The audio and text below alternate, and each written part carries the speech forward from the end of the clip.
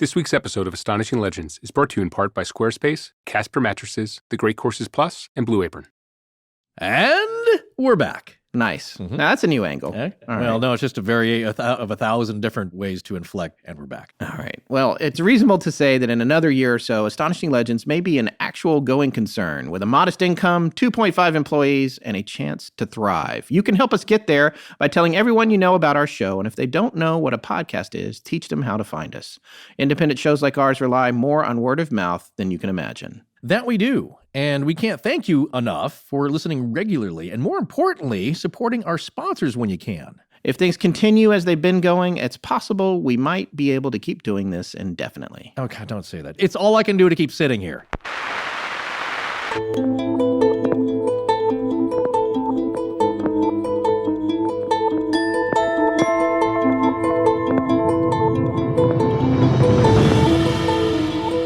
Welcome back to Astonishing Legends. I'm Scott Philbrook, and this is Forrest Burgess. I had the uncomfortable feeling as they studied me that they knew every thought in my mind, everything I'd ever done, and a vast amount about me that I didn't even know myself. Intuitively, I sensed that I stood in a kind of spiritual nakedness before them.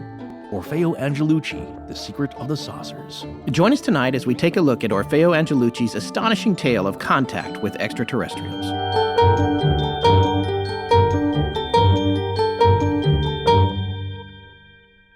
All right, first thing I want to say is welcome back to Richard Hatem. Is my mic on? Your mic is on finally. He actually Thank never God. left. He's been in the studio just hibernating. This is my chance to get a word out. Yes. Help me, someone. Yeah. I haven't left in weeks. Call the police. Very good. Well, we're glad to have you back. Yes, and Glad to be week's- back. Thank Last you. week's show was a big hit. We had a lot of positive feedback on it.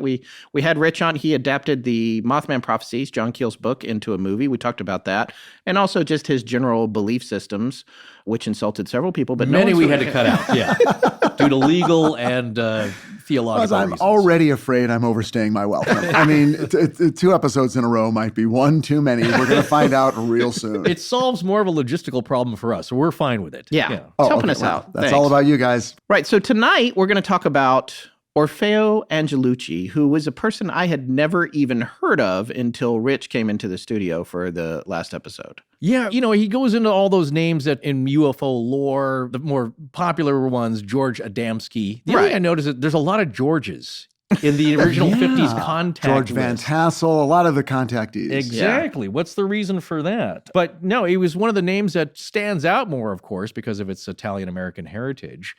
But it's not one of the more popular names. But this story is fantastical on so many levels. Well, and I love it because the reason it stuck out to me is that he's a local boy. I mean, Right. there's always something about these stories that captures your imagination and sort of makes you think, wow, somewhere in some weird town somewhere, like Point Pleasant, Yeah. something weird happened once. This thing happened in Burbank. Oh, Yeah. not only You that, know? which I was not aware of, and I'm really so glad you made this book aware to us again and brought it up, because a lot of this, even the more strange and weird stuff, happened within blocks of my residence. By the way, It is in my neighborhood. where having this been happened. to both Burbank and Point Pleasant, I'm Yeah. going to choose Burbank as the stranger town between well, yeah, Well, but, but again, you read these stories, it's always Loch Ness. It's Yeah, always yeah. the deep forest in of Oregon. course, right. You never think, oh, this happens right in my neighborhood. But I was born in Burbank. exactly. Here's the point, and a lot of people. Nobody's born in Burbank. I live in St. Joseph's Hospital. Yeah, you remember Gary Owens was the announcer on Rowan and Martin's Laugh-In, and he always start the show live from beautiful downtown Burbank. Yeah. Because there's not much of a downtown. There is now. It's been not- built up. I don't know if it's beautiful either. Well, it's Yeah, looking it is. it's Hey, looking come on, better, where do you get right? that? Stop I'm with the dissing your putting hometown. down Well, of Burbank. okay, let's be clear. I don't live in Burbank. Yeah. Although I do You know wouldn't some people deign to from live in- Toluca Lake. Yeah. Fine people. There's no lake. Well, Well, John, no, there you're is. right. You just can't Yeah. see it, right? It's a secret lake. Well, wow. Okay, now we're really getting into Yeah. what the subject That's at Johnny hand Carson is. land. It's Yeah. there, but you can't see it. Yeah. Well, I've looked on the map. I've been over there looking for it. My wife and I, in a fit of boredom, drove through to like, where is the lake in Toluca Lake? And it seems to me that there are some very expensive houses that back up to this lake, but you can't see it from the street. And you can't get Oh. anywhere near it unless you go into the golf club, which you have to have a membership through or something That's like that. the old Bob Hope estate is right there. Bob Hope, yes. Johnny Carson's stomping grounds Yeah. during his day. But Burbank is an industrial and showbiz town. So there's lots of large studio space with large warehouse buildings where you can shoot stuff and build airplanes. Yeah, it was that kind of slash industrial and media town. And it always has been. You know, my cousins used to live there. I'm, of the three of us, the only one who grew up here. So it was just another town, just 15 minutes away from where I lived in Monterey Park. Right. And again, it never occurred to me that anything of a paranormal nature could possibly have ever taken place there. And then to discover that it's so close and it's near places that I've driven past thousands of times in my life that now take on this weird, mysterious haze because I know that Orfeo was right there having some of the weirdest experiences any human being can ever have. Absolutely. And I have to thank you for that because now his weirdest experiences and points of contact, shall we say, are just blocks from my house now. Yeah, in Los Feliz. Yeah, you're right up the street. Well, let's get down to business here. We need to let our listeners know a little bit about Orfeo and why we're talking about him. We're also going to talk a little bit about the time period. I did want to point out that Orfeo's first name to me sounds a little bit like UFO, but no, nothing. Orpheus is the poet, and his last name, Angelucci, means angel of light. So this is bizarrely appropriate for what we're going to be talking All right. about. So there's a lot in a name there. Here's Light the other is a major theme here. Here's the other interesting thing about Orfeo. He actually met the love of his life when he was relatively young at 24. Her name was Mabel Borgianini. Yeah, pretty close. Right, which, if I'm slaughtering that name. But the interesting thing about her is that she is actually descended from the famous Borgia family from Italy, which here's a little bit about them from the Encyclopedia of the Renaissance. A Spanish-Italian family of great power and influence during the late 15th and 16th centuries, which has earned an unsavory reputation for immorality, treachery, nepotism, and greed. So there was a lot. They had popes, cardinals, and they notoriously took care of their own. Kind of like an evil Medici thing going there. But you know the series with Jeremy Irons? Yes, that's right, the Borgias. Yeah. There's no indication that Mabel was evil, by the way. No, she seemed very nice and sweet. Very much like a 1950s mother and just a decent wife. Yeah, and it's funny because when Rich saw this outline, he was like, why are you even mentioning this? Which I get is a valid point, but I have this overall theory of coming around again and family lines and this. I mean, that family had power for hundreds of years.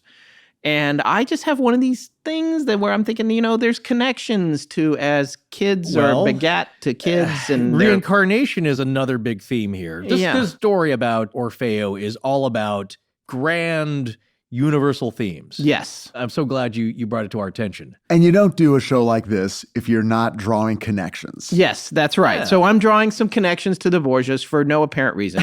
Now, I also want to mention, before we get down to his actual primary incident that we really want to discuss or we want to lead off with, we're just going to set the stage here. What's going on in the United States anyway at this time in 1952.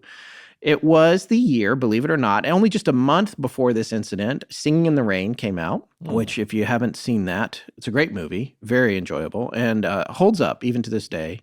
I love it. My son loves it. Well, it was the main inspiration and very closely studied for La La Land. Well, there you go. Everything old is new again. There you go. And in addition to that, but there was something else going on that was pretty ugly at the time, and that's McCarthyism. And if you haven't had your history class yet, kids, that was the Red Scare, when Senator Joseph McCarthy took it upon himself to root out every communist sympathizer in the United States. He actually took particular aim at Hollywood, which is something that sort of continues to this day, wound up in blacklisting and these horrible hearings with the House Un-American Activities Committee, and it was pretty nasty business. And this was just about in the middle of that period. Yes, and communism features a little bit in this story as well. That's right. And that's why I'm throwing that in there. And then just 6 months after what happened to Orfeo, the U.S. would successfully detonate its first hydrogen bomb. And then shortly after that, at Christmas, a 12-year-old named Jimmy Boyd would sell 3 million copies of his hit, I saw mommy kissing Santa Claus. So it was a time of great darkness. Well, they're in certain respects. Anyway, so that just kind of sets the stage for what's going on. Also, at the time in Burbank and the areas where Orfeo was working was a lot more sparsely populated than it is now and much less developed and rural, the areas where he would go from his work to get home. It was very rural area. Absolutely. It's industrial, suburban kind of spread out area, but had a big role to play in the war effort, developing and manufacturing the P-38 Lightning, which you can go see a model of that at the Burbank Airport. Yeah. Right. It's a densely populated city now, but at the time, it was clearly a place where you could build an enormous facility for building aircraft. But and still be was very close to Los Angeles, a major hub. Right. I mean, it's only a few miles outside of downtown. But at that time, the 50s doesn't sound like that long ago. It was 65 years ago when Orfeo had his experiences, which we will get to soon. we keep teasing the that. experiences, but what the heck? It's a densely populated area now, but when you think back at the time, it was a little bit more rural. Yes. Yes. One of the companies that was based here in this area was Lockheed. And this was before it became Lockheed Martin, which it is now, I believe, currently. It was just Lockheed. And he went to work at this company in metal fabrication. And then after 6 weeks in metal fabrication, he was moved over to the plastics division, where he worked with two other guys making nose cones for the plane you just mentioned. Yeah, actually, the radomes, which radomes. are the plastic covering that goes over the radar detectors on fighter jets. Yes. So in a way, he was a real common man. Yeah, he was it's a blue-collar job. Working guy. And yet in another way, he was a very uncommon man as he details his upbringing and his illness as a child. Yes. So again, if you know anything about people who have had strange psychical experiences, paranormal experiences, contact experiences, this is a common theme, being ill as a child. He was diagnosed with a, quote, neurovascular disturbance, which sounds vague, but don't worry, later on it was updated to a constitutional inadequacy. Just like, so now we really nailed that one you. down. Yeah, we got it. Very classic beginning to a lot of great people's stories, especially inventors, which he kind of was, and home scientists, Edison, Faraday, all these guys that were kind of self-taught. What it does, though, being sickly as a child, it gives you a lot of time at home in bed to study, which is what he did. He got his hands on every science book he could and studied as much as he could and built up his knowledge that way. And while he never became a professional scientist in any real way, here he ends up working at Lockheed, and it's the 50s, and ultimately something parascientific kind of happens to him. Absolutely. All right, Rich, so I'm going to let you share with our listeners the story of what we would call the preeminent encounter that Orfeo had, which was May 23rd, 12:30 in the morning, 1952. He's just getting off work from Lockheed and heading home. Right. It was presaged by physical symptoms. Okay, now this is a guy who moved to California because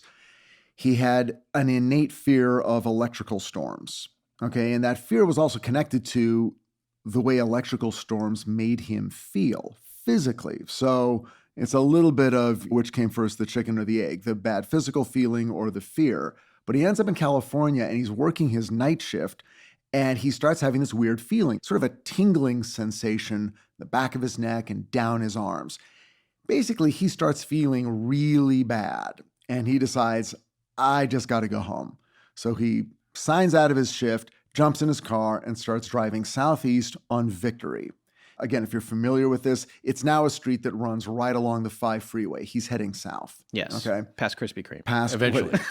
Yeah. I always bring that up. Sorry. Krispy Kreme wasn't there then. Yeah. Neither was the Baskin-Robbins Training Center, but it's all there now. Yeah. Sweet freaks, you've found your mecca. So he just starts tearing down the road. Now, I mean, imagine, you've all driven home feeling sick at some point. He feels almost like he's going to collapse. Yeah. He's driving. His hearing starts to get a little muffled. His visual sense even seems to, almost like you're getting a migraine or something. He's having severe physical symptoms. Well, he's no stranger to this because as a kid, he would have severe physical pain, especially around electrical storms, which he thought could be psychosomatic. He just had a tremendous fear, but he was no stranger to nerve pain as a child. Exactly. Growing up. Yeah. Exactly. So here's a huge attack of this. Yeah. Yeah, he's having some attack. The attacks have always been totally physical. Now something more than physical is about to happen, because as he's traveling south on Victory and coming up to Alameda, and again, it's so hilarious to hear these intersections. Where something amazing happens. And if you go to the corner, and are there pictures that are going to be up on the website? Yeah, we'll have at least one very uninteresting picture of this very uninteresting intersection. It could not be more mundane, which is what makes me love it. Right. And it's also close to places I've worked. I mean, when I've worked for Disney and on various TV shows, there's office buildings right just a couple blocks from there. Anyway, so as he approaches the intersection of Victory and Alameda, he sees something hovering over the intersection. He variously describes it as a red light. It's oval in shape. It is a little foggy, but it seems to be a craft. And it's at the corner of Victory and Alameda when he really sees it. And it catches his attention in a big way. He's continuing south on Victory now. So is the craft. So whether he's chasing it or really just trying to go home, and it happens to be kind of leading him in that direction. Yeah, it's maintaining his distance, the same distance from him. Because ultimately he is driving in the direction of his home, which is ultimately revealed to be Glendale Boulevard in the Atwater Village area of Los Angeles. Yeah. Another freaky thing, yeah. If you want to move out here, it's pretty hipster now. Oh, it is now. Yes, it is now. People are seeing all kinds of things out in Atwater Village. You'll pass about 19 dispensaries on your way. So he sees this fuzzy, luminous, oval-shaped red light. He's following it. He follows it all the way down. He follows it down to where Victory turns into Riverside Drive. And he describes this route in the book, and I want to describe it here because I want you to drive this route. Any of you UFO tourists, and I know you're out there, when you're done with Point Pleasant, come to Burbank, drive the route. You'll go past Pecos We did it yesterday. Barbecue. Yeah. Yes, we did. Okay. We should talk about that. Yeah. Absolutely. Okay. Yeah. I drove it on Tuesday, and then we all drove it yesterday. Yes. Just to follow the route, just to get a feeling for what he was doing. But of course, it's difficult because it's 65 years later, and you realize this was probably just a frontage road. I mean, things are barely happening there now. Things were really not happening there then. They're not happening, but it is a focal point and a nexus of a lot of cultural heritage. That's where the hot rod movement started in the early 50s. That's true. And a lot of those shops are still there. George Barris, who designed the Batmobile, all these things are in Burbank. So it's actually given birth to a lot of cultural stuff that we recognize today. Well, when you think about it, where else are you going to go hot riding besides a place with big, open, more or less empty roads, right? Yeah. You're not going to go to the most densely populated downtown LA. You're going to be a little bit out in the sticks where you can really get some juice out of your hot rod. jalopy. I wanted to use some terminology, but Rat rod. I'm not the car guy. Scott is. No, there's farmland right outside of LA, which a lot of people don't realize either. They don't have much concept. There's a lot of geographical compression. But to get out to Temecula during this age, it's all farmland. There's cows, there's orchards, there's everything. And that's, of course, the history of LA, too, is that a lot of it orange orchards. Where we are right now was a giant walnut orchard. Yeah. So I mean, everything was, and not that long ago. I mean, the majority of the valley were orange groves. Yeah. Anyway, so you're driving down this road. He's driving down this road. He's headed straight for Griffith Park. Griffith Park is this enormous park. It's kind of like a big hill in the middle of Los Angeles. It's a bit mountainous, if not the largest, but maybe one of the largest wild preserve that's in a city. Tremendous park, tons of trails. You can go horseback riding. Right. Not like Central Park. It's not landscaped. It's not flat. It was not designed for human use. It was basically just sort of set aside for coyotes and raccoons to run around. And it was donated by Mr. Griffith for recreational purposes. Kind of do as what you will with it, but it was pretty wild. Yeah, very hilly, horseback rugged, riding, that kind of thing. Right. So it's this big, it's a wild area, and back then even more wild. And now Orfeo is headed right for it. At a point where today you would pass over the 5 freeway, but I want to point out very clearly the 5 freeway did not exist in that area in 1952 or 53. By 1956 it did, but it's important to know this now. Yeah. Kind of like at the beginning of A Christmas Carol. Yeah. If you don't understand that Marley is dead, the story will make no sense. So what you must understand now is there was no 5 freeway in that area. Okay? There was an LA River, but no 5 freeway. So he's now passing over the LA River. He's passing over the area where the 5 freeway now is, and he's coming to a T stop at a mountain, which is Griffith Park. He is in the middle of nowhere. And he makes a left-hand turn onto what was then called Forest Lawn Drive, because the Forest Lawn Cemetery was there. Yeah, a big famous expanse, a lot of celebrities buried there, but a beautiful expanse of cemetery property right next to this highway where he's driving. Exactly. So just picture a dark highway and a lot of dead people. Now right. Picture Orfeo Angelucci driving his car following a UFO. Yeah. Yes. This is the greatest. We live in a great area in a great time. Well, you don't expect anything like this. You live here and there's so much hustle and bustle going on. You don't expect anything like this to happen within a city like this. Not at all. So now it's about 1 a.m. And now he's really locked into this thing. I mean, he can see it. So he makes his left-hand turn onto Forest Lawn Drive, which is now Zoo Drive, because now we're coming up to where the LA Zoo is, which is on the outskirts of Griffith Park. But again, you must know, it was not built until 1966. So no zoo. Right. He makes a left. He starts following it. Now we're in no man's land. Even now when you drive this road, there's not a lot going on. There's a golf course and there's some park area, but there's no buildings. There's no fast food restaurants. You're on the outskirts of a wilderness area. Yeah, there's a lot of brush, a lot of hills. Exactly. And 65 years ago, it's got to be really creepy with a lot of little roads. So yesterday, the three of us drove this route and tried to figure out exactly where he was. And you can't, because now that the zoo is there, all the roads have been moved. They've all been moved and re-landscaped. And so we stopped where we think it must have happened. Yeah. But we didn't have any Geiger counters or anything to really pick up any residual We did EMF find a clue, waves. though. Or no, wait, that was a piece of a lock somebody had It's a cut. broken lock. Broken lock. Hey, we don't know what that was. No, but he's barely keeping it together. He's so tired, exhausted, Sick. feeling prickly and numb, and his extremities are failing him that he's just now basically all he can focus on is this glowing amber light. And so he's following it. And at a certain point, and he's slowing way down, I guess, because then he sees something really weird happen. This red light, from it come 2 green lights that descend onto the road in front of him. So he comes to a stop. The red mothership, if you will, takes off to the west. The 2 green glowing orbs are now hovering in this road right in front of him. So he parks, he gets out of the car. You got to picture a sweaty guy, something out of the Twilight Zone. Right. Just like looking terrified. Oh, yeah, exactly. So he's exhausted anyway, but like his head is spinning now. And he says he is terrified. And of course you would be. So he's staring at these 2 green glowing lights. And then something appears between the 2 lights that he describes as looking like a TV screen. Okay, and they did have TV back then. So this is before the LA Zoo, but after television. Right. And a face appears. And then another face appears. Really beautiful semi-human faces, right? Right. And what he describes is kind of a television-like screen that forms between these 2 glowing, luminescent orbs, these discs, shimmering green discs. He also describes it as 3-dimensional, doesn't he? Yeah. It's not flat to him. It's like a flat screen, but with 3D. Yeah. It's like a 3D right. You can look TV. into Yeah. it. Yeah. There's Yes. depth to it. Yes. Yeah. And the great thing is these 2 faces that are looking out are like looking up and around, almost like they're in a window. They're in a window. like the beginning of the Brady Bunch. Like the well, they're looking at each other.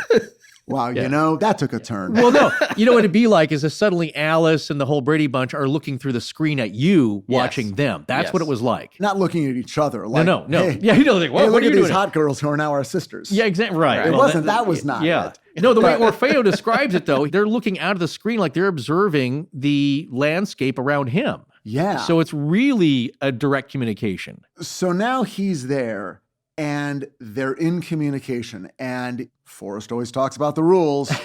And the thing you always hear is, and this was true of Woody Derenberger when he encountered Indrid Cold, suddenly you're having a conversation, but nobody's talking. Right. It's kind of like right now, conversation, but no one's saying anything. Orfeo calls it cosmic law, as we'll get into. So there are rules that are coming up. Yeah, and so now he's communicating, and he's terrified. And here's another really interesting thing that I love about UFO encounters from the 50s.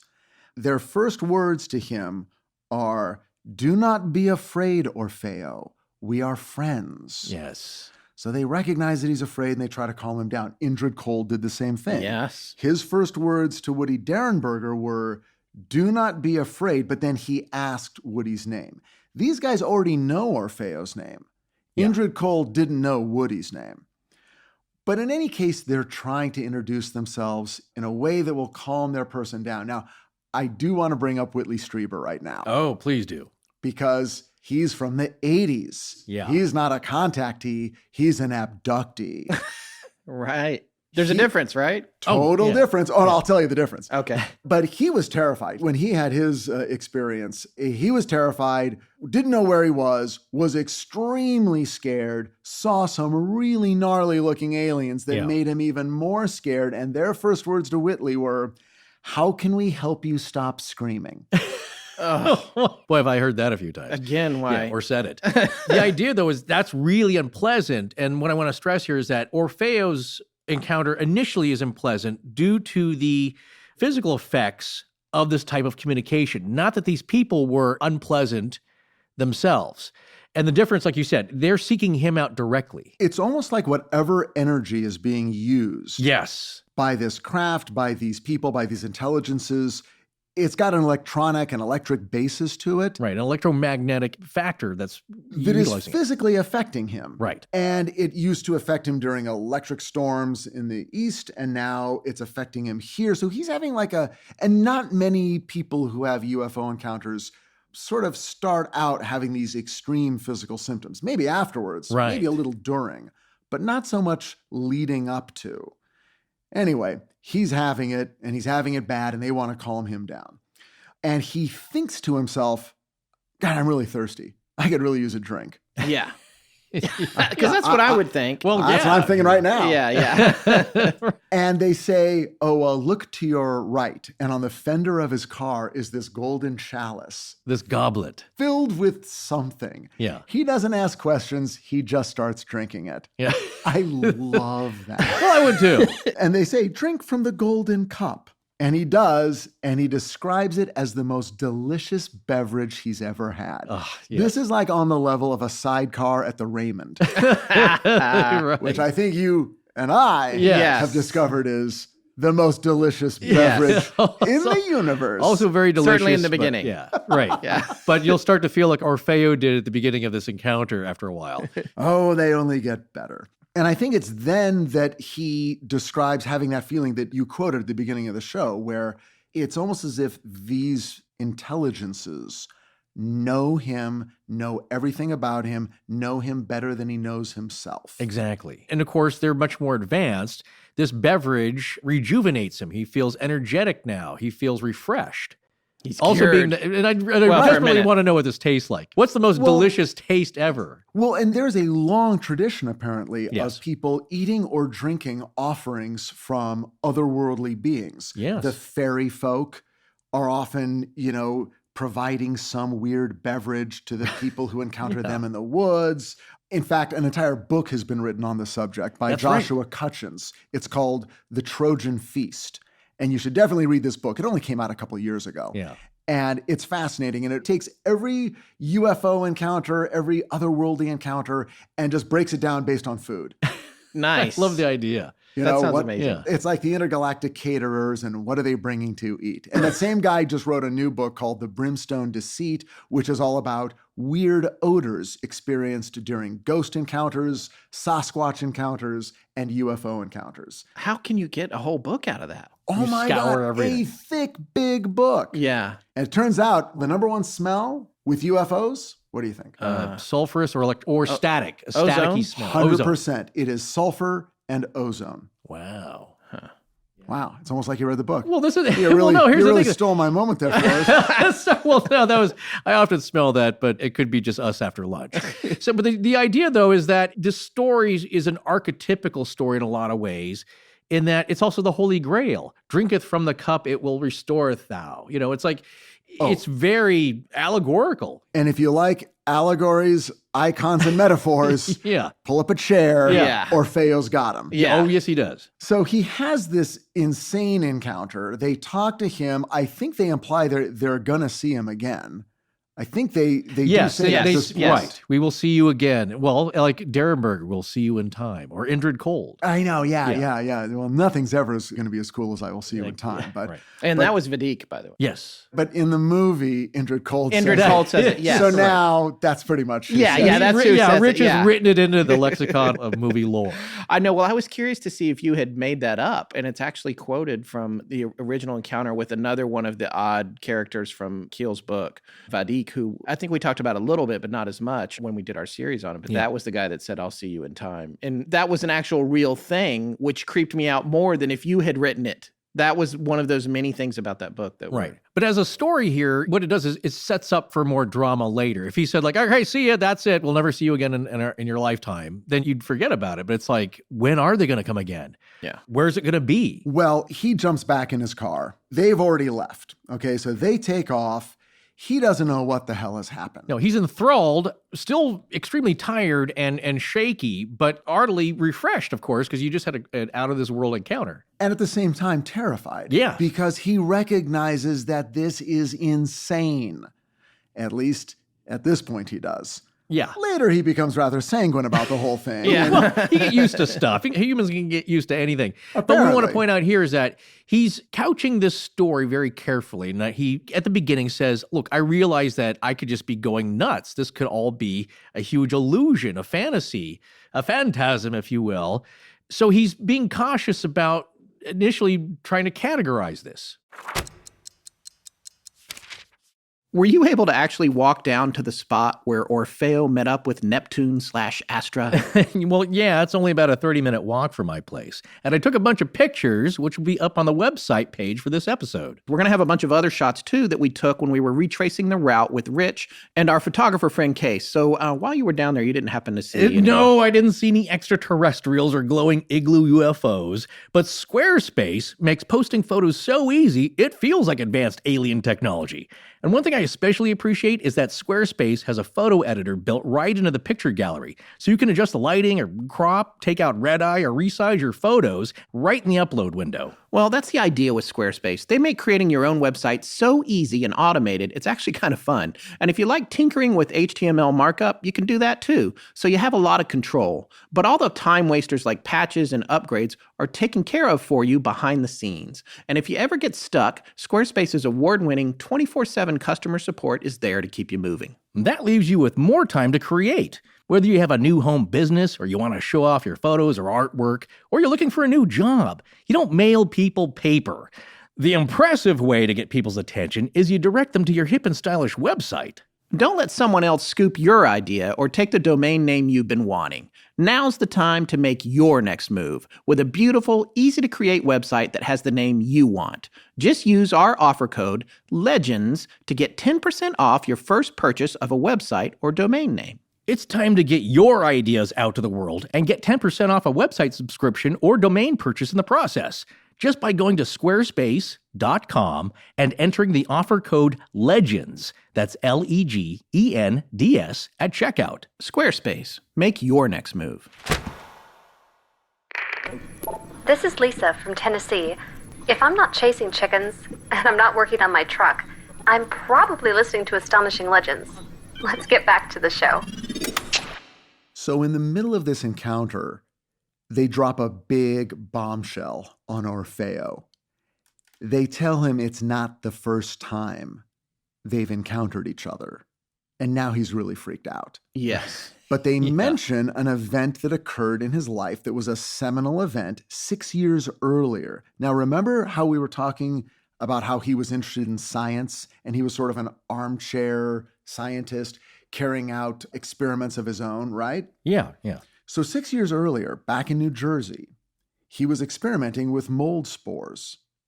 And he wanted to see, I guess, the effect of altitude or the upper stratosphere might have on the growth of these mold spores. So he took a bunch of them. And apparently it took months to sort of get this experiment ready to go. He had grown them in different stages. Yeah. He had like really young ones and middle developed ones and then older spores. And yeah, so he's attaching them all to the balloon. Yeah, he's a self-taught scientist in a way, but very smart guy. I don't want to impress upon people. He's no bumpkin. And so he had attached these spores to these giant balloons.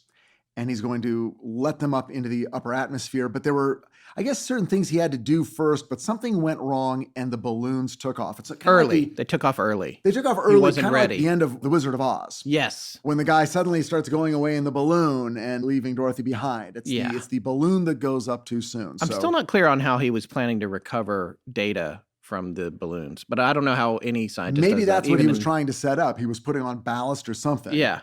Anyway, balloons take off, and according to him, months of work have now been wasted. And so he and his wife and some friends and colleagues are standing there watching these balloons go into the sky. This is a very sad scene, by the way. This Really makes me very sad for it because he's been putting this through. He's growing these molds Right. forever. The balloon got away and the from balloons us. all, when we've got this guy who's been sickly his whole life doing his experiments, he's invited all his friends and family over to watch this moment when he's like, I'm going to check out what happens to these spores, and they just take off without him. Yeah, and as they're watching them go into the sky, something approaches the balloons. It looks like an airplane. And then they look at it more, and they all recognize that it's not an airplane. I'm going to let you know right now this is 1946, and this will become important in a second. It's not an airplane. It's a circular craft, something that none of them have ever seen before. So, being 1946, they kind of assume that it's just a new kind of aircraft. It's right after the war, beginning of the next war, the Cold War, and they're thinking, I've never seen anything like that before. The craft circles the balloons like a helicopter might, except there's no tail to it. There's no propeller section as far as they can tell. So it's sort of a weird coda on a sad, strange day. Yeah. But a big event, and one that he and his wife and his friends all remember. Well, that's who they were.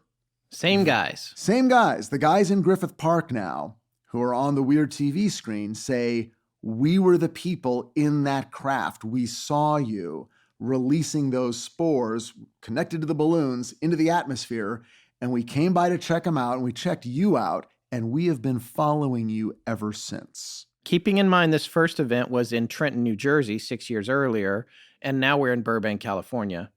So it's been going on for quite some time, and it's a big change for him in his life, too, because now he's been out in California, he's working at Lockheed, he's moved on with his life, but for this whole 6 years, they apparently have been watching him. And it's strange that it recalls this seminal event in his life, the one that he thought was going to bring him fame, or at least bring him recognition as someone who knows something about science. Yeah, there was scientific, genuine interest in his experiments. And not to cast a shadow of doubt on anything that Orfeo says, although you almost have to, because you have to ask yourself, but connecting this event, the earlier event that he thought would be his claim to fame, with another event which ultimately does become his claim to a certain kind of fame, there are those who would say he found a way to get his name out there one way or another. Oh, sure. Anyway, they call out the event. He's totally stunned and a little freaked out that they've been, following him around without his knowledge. And then they take off. Yeah. And he goes home and he's freaked out. And he's freaked out for a couple of weeks. And then, like any normal human being, he just starts to forget about it and go on with his life. And what exactly did they say to him when they were there in Burbank? Well, being the initial message, they realize that he's freaking out, literally, because, as he says, he was trembling violently from weakness and cold perspiration, that he was on the point of blacking out. And they can see him, right? It's a two-way communication, telepathically mostly. I mean, he's hearing voices in his head, other sensations, he's getting words. Again, like Woody and he said it's an interpretation that he's getting, but he's getting the message very clearly, but is being very kind to him. And what the voice said was that, we know you're confused. We get that. Don't worry, though, that you're going to understand all of this later on. And here's a great phrase that they say, the road will open, Orfeo. And that phrase gets repeated throughout this story. What does he mean by that? What road am I on? What journey am I on? And he says to himself, I don't get this. Instead, a thought flashed through my head, like everyone does. Why me? Why have they contacted me? I'm just an aircraft worker, a nobody. And the voice answers, we see the individuals of Earth as each one really is, Orfeo, not as perceived by the limited senses of man. The people of your planet have been under observation for centuries, but we have only recently been resurveyed. Every point of progress in your society is registered with us. We know you as you do not know yourselves. Every man, woman, and child is recorded in vital statistics by means of our recording crystal discs. Each of you is infinitely more important to us than to your fellow earthlings, because you are not aware of the true mystery of your being. From among you, we singled out 3 individuals who, from the standpoint of our higher vibrational perception, are best fitted for establishing contact. All 3 are simple, humble, and presently unknown persons. Of the other 2, one is living in Rome, and the other in India. But for our first contact with the people of Earth, Orfeo, we have chosen you. We feel a deep sense of brotherhood toward Earth's inhabitants because of an ancient kinship of our planet with Earth. In you, we can look far back in time and recreate certain aspects of our former world. With deep compassion and understanding, we have watched your world going through its own growing pains. We ask that you look upon us simply as older brothers. And so with that, the ethereal beings, as Orfeo comes to call them, are kind of explaining what the deal is here. We're establishing first contact, and we've chosen you. And he's like, well, why? I'm just trying to get home. I don't feel well. But there's a reason for all this. And we never find out who the people in Rome or India are. Yeah. And to this day, I don't know. I mean, I suppose we could look through the sure contactee literature. They've written books in from Italian Italy and India. Yeah, but we don't know who they are. They don't come back into the story. I wish they would. I'd love for the 3 of them to get together and share their stories. Well, this brings up a whole host of questions for me. And, I don't necessarily want to go down the road of debunking right now, but I do want to point out a couple of things. One, the Lockheed factory, the plastics division, was famous for how bad it smelled, which would indicate that plastics were probably being melted, molded, whatever it is that you would do to make plastic into a radome. So there's some question for me as to whether or not he had inhaled a ton of melted plastic and was feeling sick and had to check out, and on his way home he started hallucinating from fume inhalation. But hundreds of people worked there. Well, only 3 worked in this department. Right, but it's not just one small room. You understand? Like the plastics area, you're talking about large machinery, extrusion and injection molding and all this kind of stuff. True. Wouldn't that happen to a bunch of other people? Yes, that you could say that. I could see people going like, well, he's just loopy from the fumes. Well, people work there all their lives. True. I agree with Forrest. Orfeo was crazy way before this. he was chosen. But here's my other question. This is a question about the book in general. The specificity of the quotes and the dialogue and that quote that you just read for us. It's like, how does he know? And that's something I found throughout the book. He's quoting all kinds of things that they said, dialogue he had with his wife. It's like, he's naming coworkers. And these are real people. You can look them up. No, I'm not saying that. What I'm saying is, it's a very specific, and then Mabel said these exact words to me. The aliens said these exact words. There's a whole lot of words. Now, I don't know if you're looping having a conversation on the side of the road, and then you write a book 4 years later, how do you remember that we feel a deep sense of brotherhood toward Earth's inhabitants? That's a question I have for both of you guys. Quickly, because it's on the top of my tongue brain tip here. Tongue brain? The tip of my tongue, the top of my brain. What would you choose your metaphor? The point is that you wonder, how can he remember all this stuff? Well, the purpose of this contact is for him, not giving anything away here, but to relay the greater, grand, universal message of interplanetary, interdimensional brotherhood. This is an important message we've chosen him to do. It's not like, hey, jot this down, Orfeo. I know a little sketchy here and you're kind of nervous, but remember these important facts.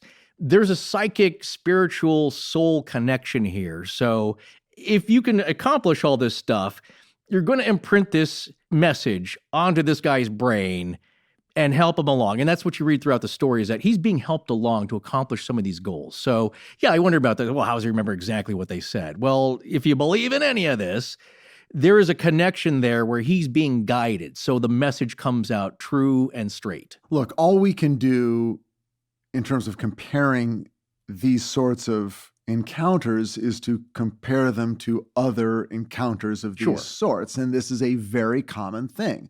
There was an interesting thing I read just a couple days ago about near-death experiences and the way those memories sort of get laid in, where they are remembered as real events.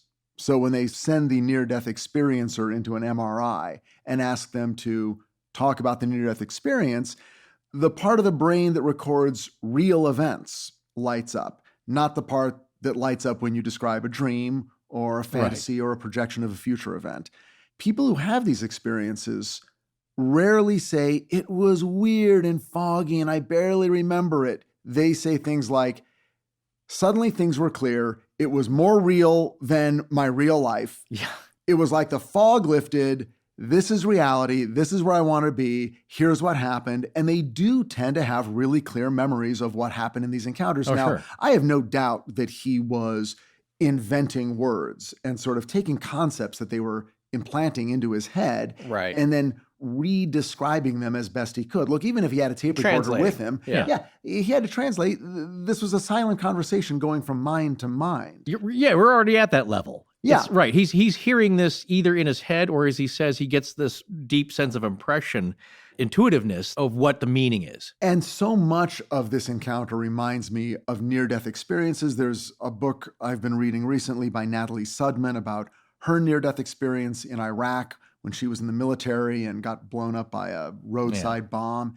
And the amount of weird cosmic philosophical information that was given to her in a split second that fills a book about what happened to her, who she met, what they explained to her. Who is this again? Natalie Sudman. Okay. And again, a book that was written recently called The Application of Impossible Things. And I thought the same thing. Reading that book, I'm like, how can she remember this stuff? I mean, I can barely understand it, even as I'm reading it. And yet that tends to be an element of these encounters. You do remember, and things make sense in the moment. And now the human left behind with human tools and human language tries to explain and tries to put across these ideas in whatever way they can. And I think that's a lot of what this book is, and it gets more so toward the end. I think we all read the book just this week. Yeah. I reread it, and it does get into some pretty dense and almost disappointingly familiar religious imagery where you're like, oh, okay, well, I think I've heard this before. The concepts presented, these are grandiose in all the best ways to say that. And they touch upon not just a certain religion, but all religions in a Exactly. way. It's the big message is what's coming through here. So when somebody's got, look, we got one shot with this guy, he's a little sleepy, we've just freaked him out and he's about ready to pass out. You're going to make sure this guy relays the message correctly. And you have to ask yourself, when the message is this familiar, when it has to do with each individual man, woman, and child on Earth is unique and is important on a cosmic level in a realm without time, this gets talked about a lot in religion and also gets talked about a lot in individual spiritual encounters. Right. Do the similarities make these stories more believable or less? If all the stories were completely different and the messages were always completely different, would it make it more believable or less believable? Or do the similarities make you think, well, maybe everyone is getting that same message. You hit that particular plane and you're going to hear that story. And maybe it's a chicken and the egg sort of thing. Is he just ripping off Christianity, or did Christianity come from people having exactly the sort of encounters that Orfeo had? Right. As Orfeo calls it, what's relayed to him is the idea of the cosmic law is the one great truth. And the truth is not something individual for each of us. Like, well, you got a separate truth. The idea, the message, the truth is for everyone in the universe. And that the people of Earth, a lot of them aren't getting it because there's a lot of war down here. There's a lot of negativity. There's evil that we must overcome. The idea is like, hey, y'all need to shape up. Right. And in religious texts, there's always the, you don't know it until you know it. Yeah. You know, it's like that moment, the road to Damascus moment. You know, that's when Saul, traveling to Damascus, total anti-Christian, you know, I mean, really outspoken against Christianity, had a vision on the road to Damascus, became the Apostle Paul. Yeah. Okay.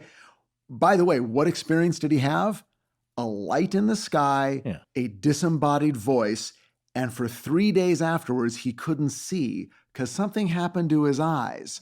Was it Klieg conjunctivitis? Exactly. That John Keel talks Actinic about? conjunctivitis, yeah. Who knows? Wait a minute, though. Wait, okay. Okay, sorry. Don't get Scott. Finish your No, thought. don't Finish your thought. get Scott No, started I on have this. I have a question about a point that you've made Ask that I it. feel like you're walking away from a little bit here, but I hadn't thought about it. Even though, because I was the one pitching that he inhaled a bunch of plastic fumes. That's what what happened to did. Scott. Yeah. And so, Maybe and then that he's was like, the gateway drug to the spiritual experience. And well, then that's Scott- what I'm asking, yeah. because you're comparing it to a near-death experience. What if he's just driving home from work sick and he almost died? And then this happened. So then what we're doing now is we're conflating, maybe on purpose, the idea of a near-death experience with a contactee visitation. Well, in the Omega Project by Kenneth Ring, it's a book devoted to the similarities between alien encounters and near-death experiences. Not only the experiences themselves, but the experiencers who have been asked to fill out questionnaires and who score the same on various questions. So the kind of people who have alien encounters are the same kind of people who have near-death experiences. Okay, so then we come back to what you just said a minute ago, the chicken and the egg analogy. My question would then become, if you believe any of this at all, my question would then become, are you dying because you're being visited by aliens, or are you being visited by aliens and as a result almost dying? Well, Orfeo explains that a little in the book, in that the aliens tell him, because as the encounters go on, these people have amazing abilities. They can restore your vitality and vim and vigor for the moment by mysterious food and drink. And his questions are like, well, can you help me here? I'm kind of sickly. I don't feel good a lot of the time. Oh, totally. And the idea is like, that's part of the cosmic law. We can't really do that for you. We can make you feel, some vim and vigor and a little peppy while you're with us, but we can't interfere in that way. And the reason they give is that, I guess it kind of speaks to what you're saying. The people that have some kind of plague or are sickly as kids or have some kind of affliction, usually physically, not so much mentally, I say, but mostly physically, is that when you're full of vim and vigor and you're handsome and healthy, you look like Charles Atlas, that you are already doing your life thing on your own path and you don't need any help. You're so focused because you're living life to the fullest. You're getting out, you're water skiing in that pyramid. You're doing all the great things that people do. Skiing in the pyramid. I'm just talking about 50s image, like the people doing. People do it, they're on the jiggly. That's what you plucked out Yeah. from all of culture. Well, from as actually a sign that you're really getting out there and doing it. Yeah, you're from water skiing in a pyramid. I was thinking about what And by the flashed through my way, head was 50s it's clip, the healthiest thing movie you clip can imagery. do. Yes, Yeah. and for people that aren't following that, we don't mean literally a pyramid like in Egypt. There is this 50s imagery of several water skiers stacked up like cheerleaders, standing on each other's shoulders, Yeah. water skiing at once. That's the moment that Forrest is telling you, you are living your life Like, to yeah. the fullest capability. Yeah, I've been water skiing, but I've not done that. You're focused on other things, just having a great life because you're handsome and you're full of vitality. But the sickly, the afflicted, and there's a lot of ties to Edgar Cayce, which I will talk about later. Edgar Cayce, just briefly for our listeners that don't know who he was, and yes, we are going to be doing a series on him at some point, was otherwise known as the sleeping prophet. And he would lay down and go into a trance and espouse all this Yeah. information that people are still studying to this day. Kind of in the period, a generation earlier, his heyday was probably late 30s into the 40s, and I think 50s, I'll have to look that up, but kind of a similar deal in that, yes, he was more diagnosing people with health ailments and getting the knowledge from quote unquote Somewhere the else. source. Yes, the Even in source. remote viewing, they call it the source. Yes. Where's it come from? But in And that's Orfeo's also case, what Patrick Swayze, Bodhi, was looking for in Point Break. He was just like, I'm just trying to find the source. So, Well, surfing. and we've come full circle. Yeah, surfing energy back to Point Break, which Scott ties The into first one. everything. It was Yeah, good. It was good. exactly. Yeah. The idea, though, is that there's a reason that they chose him and that Yes. he's got these spiritual, in some past connection to them, and that generally people that are sickly have developed more spiritual awareness and sense in a way that where people have maybe lost their sight or their sense of smell or hearing, their other senses pick up. And so in Orfeo's case, because he's been sickly and has developed more of his mind than his body, he has been made to be more receptive to this. They did suggest that in Yeah, the book. to Yes, this- Totally him. correct. Yeah. Yeah, they say it's only because of his sickness and his physical infirmity that they're able to contact him at all. Exactly. It's part of his second encounter, which we're going to get to, but they make it really clear that physical ailments, along with all pain and suffering and sorrow, are man's lessons, they say, in the school of the world where wisdom and spiritual evolution are gained primarily through suffering. And that's some of my favorite stuff. Suffering. When they, yes. when they describe Earth. Yes. They use terms like the House of Sorrows or the accursed planet. Yeah. Well, but you know what it is? It goes back to that old idea of people saying, is there a physical hell, or are some people experiencing hell on Earth? Oh, yeah. If you were experiencing some of the things that you see on the news now in the most negative ways, it can be a hell on Earth. And that's the point. Right. Because they say we're living within the illusion of time and the illusion of death. So, I mean, again, this is very, very... It's the the not big even picture. just Western religion and philosophy. Oh, no. It's Eastern, it's Northern, and Southern. Like I said, it's Hinduism, it's Buddhism. It touches all of the big messages. Right. Interestingly, science has also told us that time's an illusion. Yeah. Science hasn't gotten to the point where it's told us that death is an illusion. Right. That's what a lot of your listeners are hoping. And please, frankly, I am. Yeah, please end Oh, this. me too. Yeah. You're kidding? We're not hoping for the sweet kiss of death. No. Well... Now, there's something else we should talk about that occurred, a revelatory chunk of mind-blowing information that happened, that was bestowed upon Orfeo by his two ethereal beings. This is all voluntary, by the way. There's no probing, there's no jabbing. Yeah, this is all very friendly. This is all very, Yes, very friendly. voluntary, very friendly. But they basically explain what all these flying discs are and how they work. Well, they first start by saying that the way that the flying saucers are perceived by humans on Earth is exactly how they want to be perceived, with skepticism and humor. Think about it. The common sense is if everyone just thought like, oh my gosh, we really are being invaded by a superior intelligence with flying discs that can bend the laws as we know them of time and space, everyone's going to freak out. That's not what they want. They want this gradual easing into people's consciousness of their presence and existence.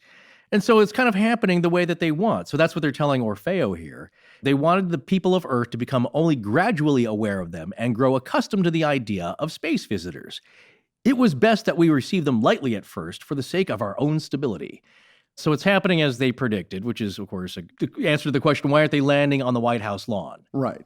They've been easing their way into our lives for what feels like forever. Wait, and also I have questions about this whole pandemonium thing. Which Sure. I always felt like that's kind of a lame argument. I Well, mean, really, at this yeah. point, the whole country's going to melt down if a UFO lands? Well, one, I no know one's going to you believe think- it, even if it's real, for the first thing. People are just going to be like, oh, it's CGI. And then I don't see this idea of this global panic or this national Well, here's the panic. thing. There's a difference because, yes, we have that on the internet now. Guess what I saw zipping around the sky? People, oh, that's, Scott, of course, is like, yeah, I did that 20 years ago in After Effects. Yeah. I got the filter button for that.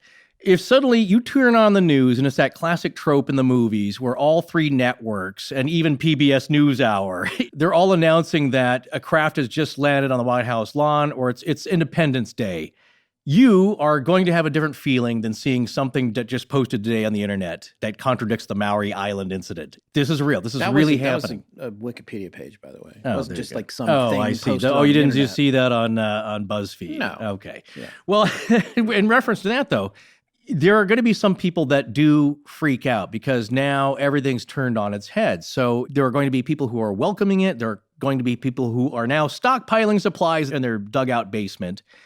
And then there's other cultures that are going to flip out. Think about War of the Worlds. And you thought, like, I'm sure that's what Orson Welles thought. Like, come on, it's a radio play. Who's going to take this seriously, please? There's commercials, for goodness sake. Well, people committed suicide. And, that was in the 30s or whatever. That doesn't happen nowadays. People are much more sophisticated. Well, not it true. happened We've again. lost a few people just in this podcast alone. They're not that sophisticated. It happened again in a South American town where they rebroadcast it. And guess what happened? It's like people started to believe it, and not that the biggest pandemonium didn't hit then. It's when people found out it was a hoax. They burned down the station and people died. So you think like, oh, come on, this is not, we're just going to mess with you. You don't know really what can happen on a global scale if this becomes the biggest story in the history of humankind. Okay. Okay. So so to answer to your query, I believe that just think about how much we're aware of it now. When I first got my first iPhone, it wasn't until a few years after that, like now there's an alien emoji. Yeah. And now everyone's got the alien emoji. And Skrillex's album cover has got aliens on it. It's becoming more of the You can draw a line from zeitgeist. Orfeo to the iPhone to Skrillex. To Skrillex. It's all a Well, there direct you are. connection throughout We are now 2 steps the away ages. from the The other end. thing I want to mention is that, of course, the UFO phenomenon is not starting at 1947. You hear a lot of critics like, well, that's a new True. thing. It's like, well, no. There's the Alexander the Great. His column was buzzed by gleaming silver shields. Yes. 2 years later, at the Battle of Tyre with the Phoenicians, a couple of shields shot some lasers down, knocked down the wall. Now, that's according to Alexander the Great, if you believe him or not. Right. Or wherever his scribes were. But these things have happened throughout history, but how they've been perceived is different. So now we're in the modern era, 1947, Kenneth Arnold, and we go past that. And so now we're getting a little more sophisticated, which is the message of these ethereal beings. Okay, you're getting a little more mature. So we're getting ready to kind of divulge our message, and you, Orfeo, are one of the messengers we've chosen. And so about the discs, what I found was interesting is how the voice, now he's kind of hearing this voice. The image is kind of fading in and out. He's hearing this voice in his head. And the voice stated that the discs were powered and controlled by tapping into universal magnetic forces. Thus, their activated molecules received and converted energy inherent in all the universe. It further explained that the complexities of the apparently simple structure of their discs were so great that to an earthling, a saucer would be considered as having a synthetic brain or synthetic brains, in quotes. And I thought that was interesting because in 1947, now he's talking about artificial intelligence. Although each one is to a degree under the remote control of a mothership. Also, most of the saucers, as well as spacecraft of other planetary evolutions, are of a circular shape and vary in size from a few inches to hundreds of feet in diameter. There's a couple of interesting things here. One, so what these ethereal beings are saying is that most of the discs you see are actually not piloted by little green men or little gray men or bulbous heads or reptilians. They're actually material interface tools by these ethereal beings because apparently they don't need these flying discs, but they act as super smart, very advanced machines in which to interact with humans and deliver messages or appear as TV screens that are 3D floating in front of passing cars. So and sometimes they're very physical and sometimes they're not very physical. Exactly. Whatever they need to be. They can change shape. They're propelled by the resonant, vibrational, and harmonic energy throughout the universe, which is, maybe that's dark matter, which comprises most of the universe, which we still don't understand. These are advanced scientific and sci-fi ideas from a guy who works in the plastics division at a manufacturing plant. Nothing against that. What I'm saying is that, from my viewpoint, it's pretty good sci-fi if you just take it on that level alone. And it may have influenced some sci-fi that comes in the future. Absolutely. I mean, the 2 words we haven't used yet are prime directive, but we're going to. Yeah. Right. So 2 months to the day after the first encounter along Forest Lawn Drive, what was then Forest Lawn Drive, comes the second encounter. And this one I love because now we get to talk about the Hyperion Avenue Freeway Bridge, as he calls it. Now, this is a bridge that still exists in Los Angeles. It's still there, but there's one big difference. Instead of towering over empty fields that butt up alongside the Los Angeles River, there is now a giant freeway that runs under the Hyperion Avenue Bridge. So when he calls it the Hyperion Avenue Freeway Bridge, he's referring to the top of the bridge, which is really just a street. That, in his mind, was the freeway. Now, the Interstate 5 runs underneath it. So I get the feeling that if you wanted to actually physically occupy the same space that Orfeo did when he was under the bridge for this second and then a third encounter, you would be standing in one of the traffic lanes of this busily traveled freeway. Right. So you wouldn't last too long. And we went down there the other day and tried to get Yesterday. a look. Yeah. And we have pictures, which you'll see on our website. Right. And you want to get a feeling for it because he describes this sort of eerie, moonscape of weeds and empty lots with this soaring archways that go, in his words, hundreds of feet above his head. I'm not sure it's hundreds, but it's got to look big. Yeah, At that point, 65 years ago, it was high up off the ground and there was no one down there. Right. Now there's a freeway and some homeless people in sort of the outlying areas between that and the Well, LA you can tell River. what he calls the Atwater Freeway Bridge. There are steps that go from the bottom level. You could take all the way up to the top of the bridge, where I'm sure during the day a lot more people walk because there are these kind of pylons, these decorative pillars or pylons on the bridge, and there's bench seating there. So he's taking a walk one night and he sees a craft, again, semi-physical, materializing underneath the bridge. He gets that weird tingly feeling, the icy fingers up and down his spine. Black magic, yes. And he's under the bridge, and it's already a creepy place. And he talks about how lonely it is, and he is alone, and he sees what he describes as an igloo beginning to take shape. And he realizes this is a craft of some sort. And so he does what anyone would do. He walks up to it and he goes inside. Well, I certainly would, sure. He describes it as a pearl igloo, and he hears music.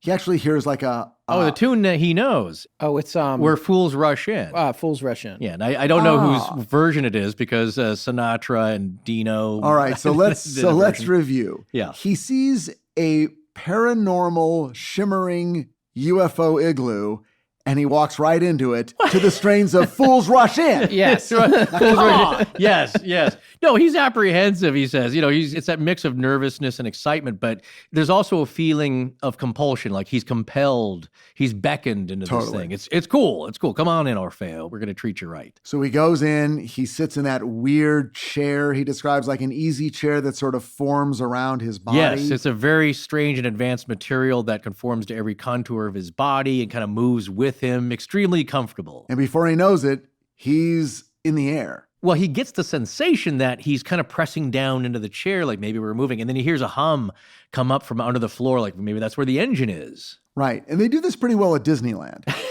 Yeah, that mission to Mars, where suddenly they suck your seat in. Yeah, the seat sort of sucks down, which makes you feel like you're going up. Yeah. Again, Disneyland was later. So this is before Disneyland, Right. Before the freeway, but after TV. Anyway, so Right. Now he's in his craft, and windows on the side of the craft begin to open, and he is in outer space looking down on Earth. And from the right, another larger craft, also in outer space, begins to appear and move across. And while all this is happening, he's getting more telepathic messages, a voice in his brain, basically. And they start right up with the message of universal brotherhood. And he is told that everyone on Earth is divinely created and immortal, and that they're all working toward their salvation, either on a path for good or for evil. Right. So again, a quasi-religious message is being given here. And then it goes from quasi to directly religious because the voice says, look, Orfeo, I know what you want to ask us. I know the big question on your mind, so let's just go ahead and tell you. Here's the deal with Jesus Christ. Not the whole story, but yes. You basically go, all right, he's known as Lord of the Flame. He is an entity of the sun, meaning S-U-N. Yes, the sun, the source of light. Yeah. Yeah, I mean, it goes straight to Jesus. Now, when they teed up the question, I did not know that was going to be the question. They teed it up in a way where it's obvious. Okay, you're on a spaceship. Yeah. I get it. You want to know about Jesus. Yeah. Well, also they can read his thoughts. Yeah.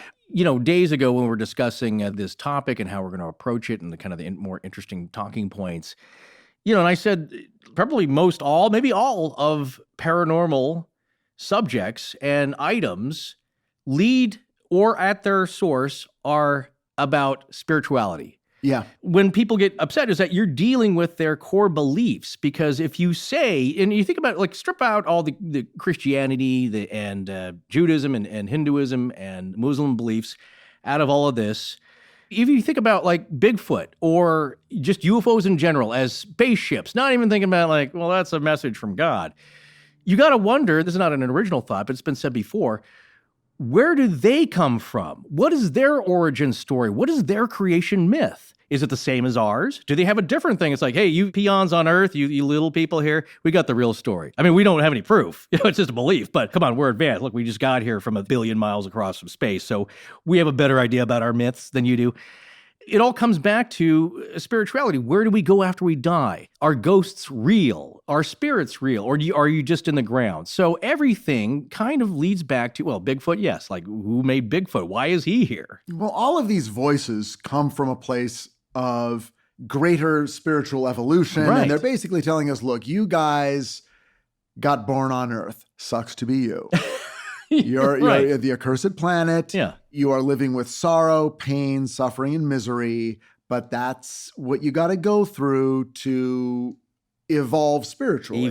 And they're very clear. I mean, again, in this portion of his narrative, he describes how he is literally baptized in the true light of the world's eternal. Again, it's hard to get away from this is spiritualist doctrine. This is Christian doctrine. This is very drenched in the idea that we have individual souls. We're on this sort of purgatorial planet for a while, right? But don't worry, better stuff is around the corner. And then it kind of, again, gets into a near-death experience narrative where in this tunnel of light that he is baptized in, he has a life review. He sees past lives. Yeah. He understands that he has lived many lives, and this is blowing him away. Oh, yeah. Reincarnation is a big element here. Again, I said there's a lot of tie-ins with Edgar Cayce and his beliefs of past lives and your evolutionary plane. And it is charming and endearing how he approaches all of this and receives all of this with this level of humility. He's reduced to tears over and over. And this feeling of just, I'm just so ashamed that I'm this human and I didn't understand what was going on. There's a quote here from this section of the book of his.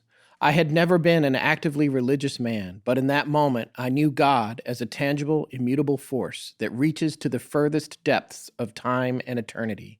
And I felt assurance that the beings in whose care I was at that moment were close to the infinite power. Yeah. In subsequent meetings, he does not come away as terrified and shaken. He comes away a little bit more spiritually fulfilled. Yes. Because like the people who have the good near-death experiences, he kind of feels like, yeah, I don't need to stress so much about what's going on at Lockheed and what's going on with the wife and kids.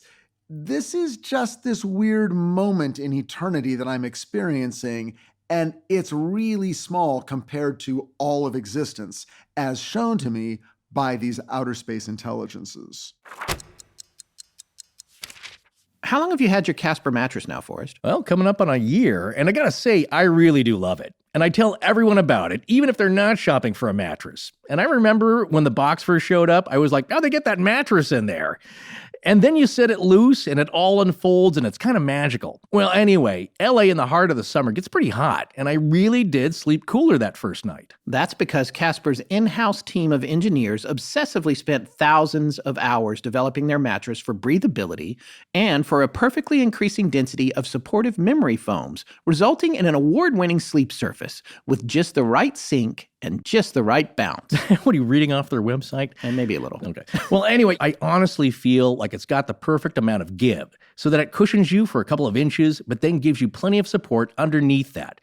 Because what I didn't want is the feeling that I'm endlessly sinking down into a marshmallow. Well, don't take our word for it, because Casper has now gotten over 20,000 reviews online with an average rating of 4.8 stars. So it's fast becoming the internet's favorite mattress. You can try a Casper mattress risk-free for 100 nights in your own home. And if you don't love it, they're going to come pick it up and refund you everything. You're going to be spending a third of your life sleeping, so you want to get this right. Well, when you put it like that, you really have no reason not to try out a Casper mattress, because considering how well-engineered this thing is, they sell for a shockingly fair price. Well, Casper has free shipping and returns to the U.S. and Canada, and their mattresses are designed, developed, and assembled right here in the good old U.S. of A.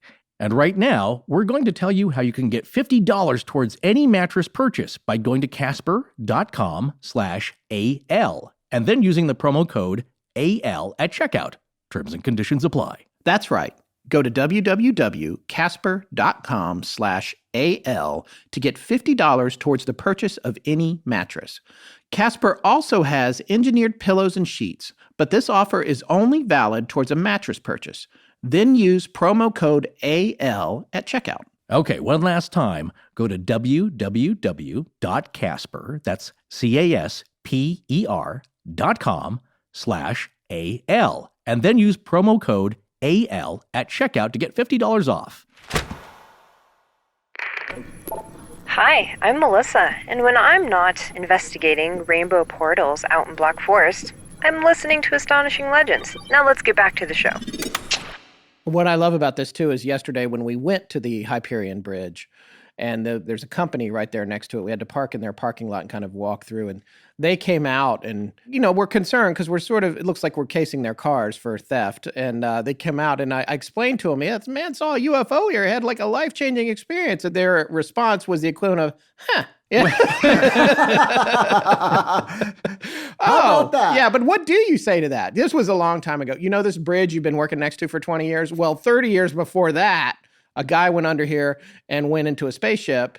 They were not reassured by finding out we were all a bunch of UFO nuts. Yeah, but they would have preferred that we had a brick and throwing it through the back window of their Trailblazer. It's easier to understand, yeah. Well, here's the other thing we talk about it as Hyperion Avenue, and I've always thought about this because this is, as you said, Forrest, it's close to your house. There's actually a restaurant that we meet at over there for beer and burgers, sometimes called Hyperion Public, and I hadn't really thought about the word Hyperion, and I was just looking it up while we were doing the show here. Hyperion, also as Hyperion, means the high one. It's one of the 12 Titan children of Gaia, the earth, and Uranus, sky or heaven, who, led by Cronus, overthrew their father Uranus and were themselves later overthrown by the Olympians. And there's a quote down here from Diodorus Siculus, I believe. I'm not sure that's how you say his name. But I don't know, but I use it. It keeps me keeps my underarms dry. Of Hyperion, we are told that he was the first to understand, by diligent attention and observation, the movement of both the sun and the moon and the other stars, and the seasons as well, in that they are caused by these bodies, and to make these facts known to others, and that for this reason he was called the father of these bodies, since he had begotten, so to speak, the speculation about them and their nature. And this is why the aliens didn't choose Fletcher Drive. Exactly. That's my point. It was it's just one exit away. Yeah. Very convenient. There is something in a name. There's something, it's about the connections. When I was talking about the Borgias earlier and just all that, I do believe that these labels mean something. I do think that it's interesting that this whole thing, if you believe any of it at all, took place at the Hyperion Avenue Bridge, and that's who Hyperion was. Yeah.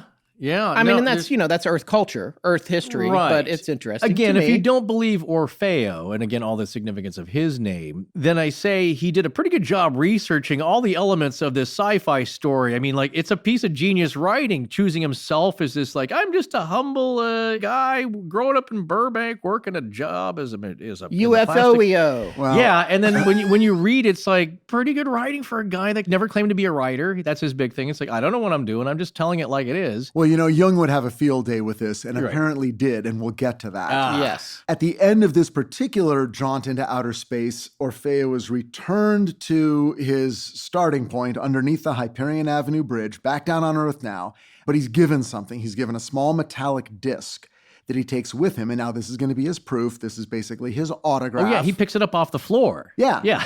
And he's able to walk away with it, and on the walk home, of course, it dissipates into nothingness. Right. Like fog, like a dream. Right. But when he gets home, he notices there is a burn on his chest. That's right.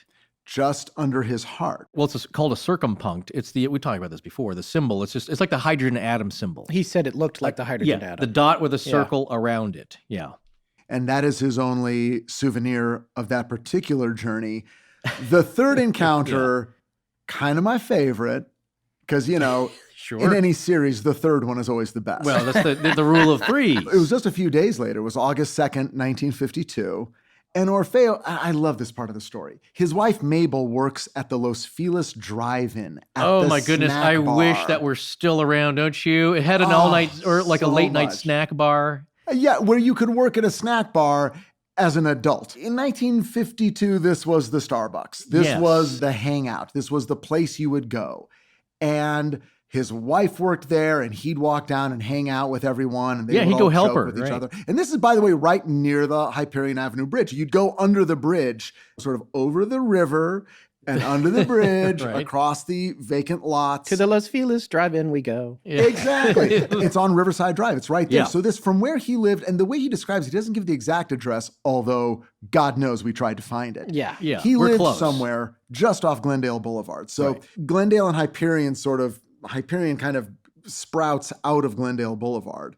And so my guess is that he was on one of those cross streets in Atwater Village, and he just walks, maybe a mile, if that, down into the Barrens, across the river, under the bridge, and then makes a right on Riverside Drive, and just, 50 yards up, that's where this drive-in would have been. Two screens, it looked like. Yeah, dual screens. Because Yeah. your kids back in the old days, they just didn't blast the audio over giant loudspeakers. You each had an individual speaker in your car that you hung on you rolled down the window, you hung the speaker on it, you roll it back up so it would wedge it in there, and you listen to a mono version of the audio. They were a big deal. They existed in Southern California, a lot of them, through the 50s, through the 60s, into the 70s, a little bit into the 80s. Yeah. And then property just became too valuable. Yes. And just having a giant parking lot pointed at a screen when, at the dawn of the VCR age, made no sense. Yeah. And bit by bit, they either got torn down, mostly in Southern California, or turned into sort of like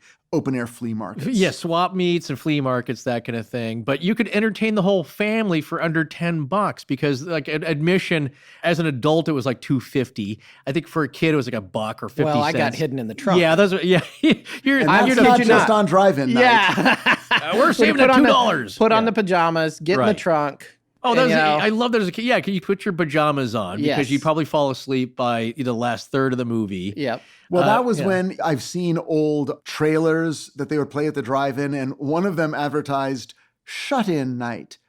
Bring a shut-in to the drive-in. Wow. Take old Aunt Gladys, who's locked away in her attic room that you never allow her to leave. Watch her crack a window, get her out of that, and bring her down to the cinema and buy her some popcorn. To see the blob. Exactly. Yeah. Half price for shut-ins. Yeah. It's a lovely message. Yeah. So when we talk about there's a cosmic prime directive that the ethereal beings are under and everyone else in the universe, apparently.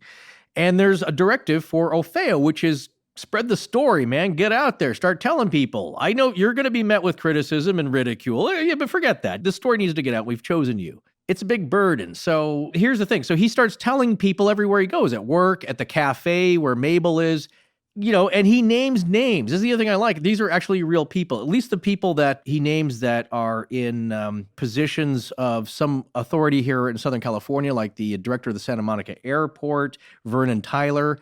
It's a real guy. So you can look these people up. The individuals might be a little harder, but we did find some entries that existed. So he's telling people who he talked to and who had also had experiences of their own of at least seeing these flying discs. And he says, go talk to them. They'll tell you at least that they saw these things. Yeah. And so the night that he's there at the Los Feliz drive-in, and what's funny is that when you picture a drive-in, when you picture that sort of 50s image, invariably you're picturing a horror movie or some sort of invasion from outer space movie.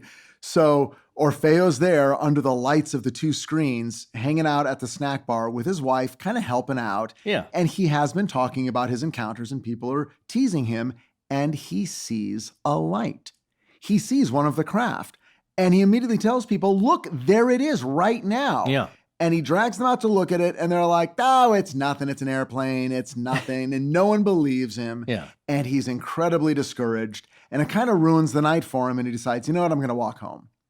So he walks home, and as he's walking home, he, of course, goes back under the bridge. And it just does feel very mythological and very almost like folklore, under the bridge. And his mind goes back to the igloo. He looks for the igloo. Igloo's not there. But then some dude comes up out of the darkness and really scares him because he's sort of coming from an angle where it's sort of almost like a dead end, sort of where the bridge meets the road. And it's like, whoa, oh my God, who's this guy? Is he going to attack me? Am I going to get shivved?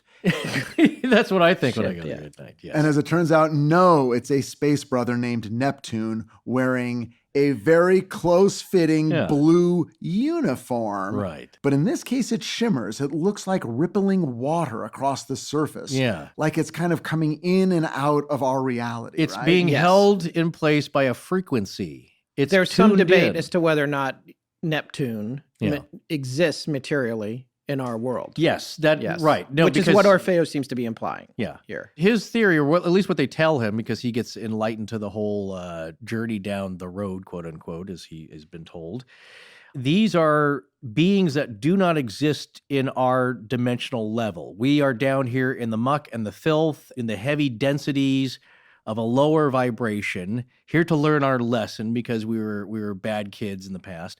And the other beings throughout the universe do exist, but they are more ethereal in that time only exists in our dimension. They are of multi-dimensions, of different harmonies and vibrations.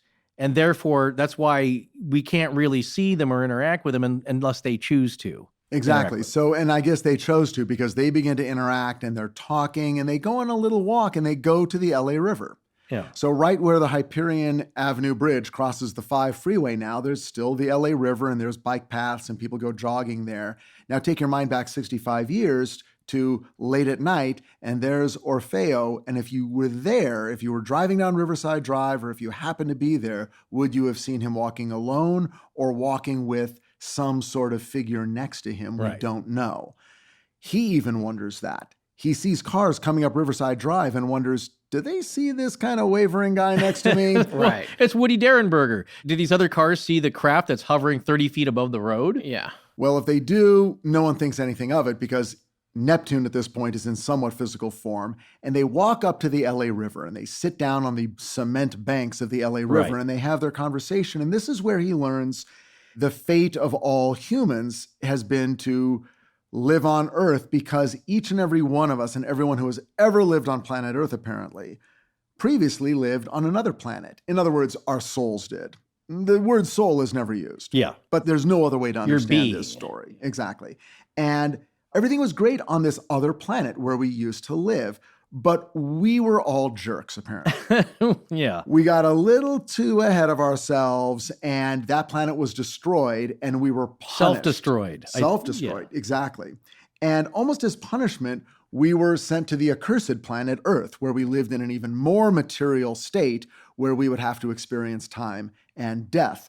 And then Neptune really brings it down another notch and says, there's going to be what he calls an hour of travail. Yeah. Okay, what he calls the great accident. And he says mankind will survive Armageddon, but will then emerge into a great new age of brotherhood. And this may be the first time the phrase new age is used in contact literature. Right. It's pretty early on for that. I don't know if that's the true provenance of the phrase, but it is, you got to realize. I found it cited a few times as being one of the first times that it had been seen in print. Now, of course, it's got, it's taken a derisive tone to it, and is kind of woo-woo, moo-moo wearing, that kind of airy-fairy, all that Unlike kind of this story. Well, that didn't exist yet. Yeah. Yes. That did not exist yet, and not in the same way. But there are similarities, of course, because with the New Age, it's a new age of enlightenment that we must attain. That is our purpose here. And the reason that we're all down here in the muck and the mire trying to figure things out is that we need to evolve out of the animalistic, violent, self-serving, loathsome creatures that we are to attain this higher state of being, which is possible because these creatures, these beings, what they are really are older brothers and sisters, and they're trying to bring us up, and they're giving us a little nudge here and there. A common thread with these stories is a great impending disaster. But the other thing I liked about this, and it also kind of sci-fi, is that there is no future but what we make. We can change this if we decide that we are going to work together in brotherly love and harmony with each other and not try and blow each other up. We can alter this fate. Right. If we don't, we'll be in course for a correction. Yeah, and this great accident of which he speaks. A little later we find out there's a date attached. There is a year. Yeah. It's literature's greatest year, 1986. George Orwell, I believe, wrote a classic about 1986. Yeah. And here we see it echoed once again. Well, there's a tie in there. I think he flipped it. So it was 1948 when he wrote that. And said, well, if I flip it to 1984. Oh, was that it? Yeah, that's the one story I heard, I believe, is that, Orwell penned that then, and he said, it's further enough in the future. My pet peeve is that sci-fi authors and movies, they never put it far enough in the future. Like Blade Runner was supposed to be 2019. Well, we're coming up pretty close. I want to see a flying car. I know. When do we get that? Yeah. 86 was only 34 years in the future. Right. And when we look backward, 52, 86, it's all the past. Yeah. All those same songs from both of those years are being played on KRLA. Right. But when you look ahead 34 years, it seems unimaginable. It doesn't even seem like we'll be here in 34 years. Yeah, especially then, right. This is the era of a lot of, and of course, people will say a lot of that's been reverse engineered. Philip Corso and all that's been reverse engineered from Roswell. That's why we have the microwave. That's why we have these technological advancements. It's like I used to pick up a dial rotary phone on the wall, and now I've got a phone that's flat and plays 1,000 amps on it.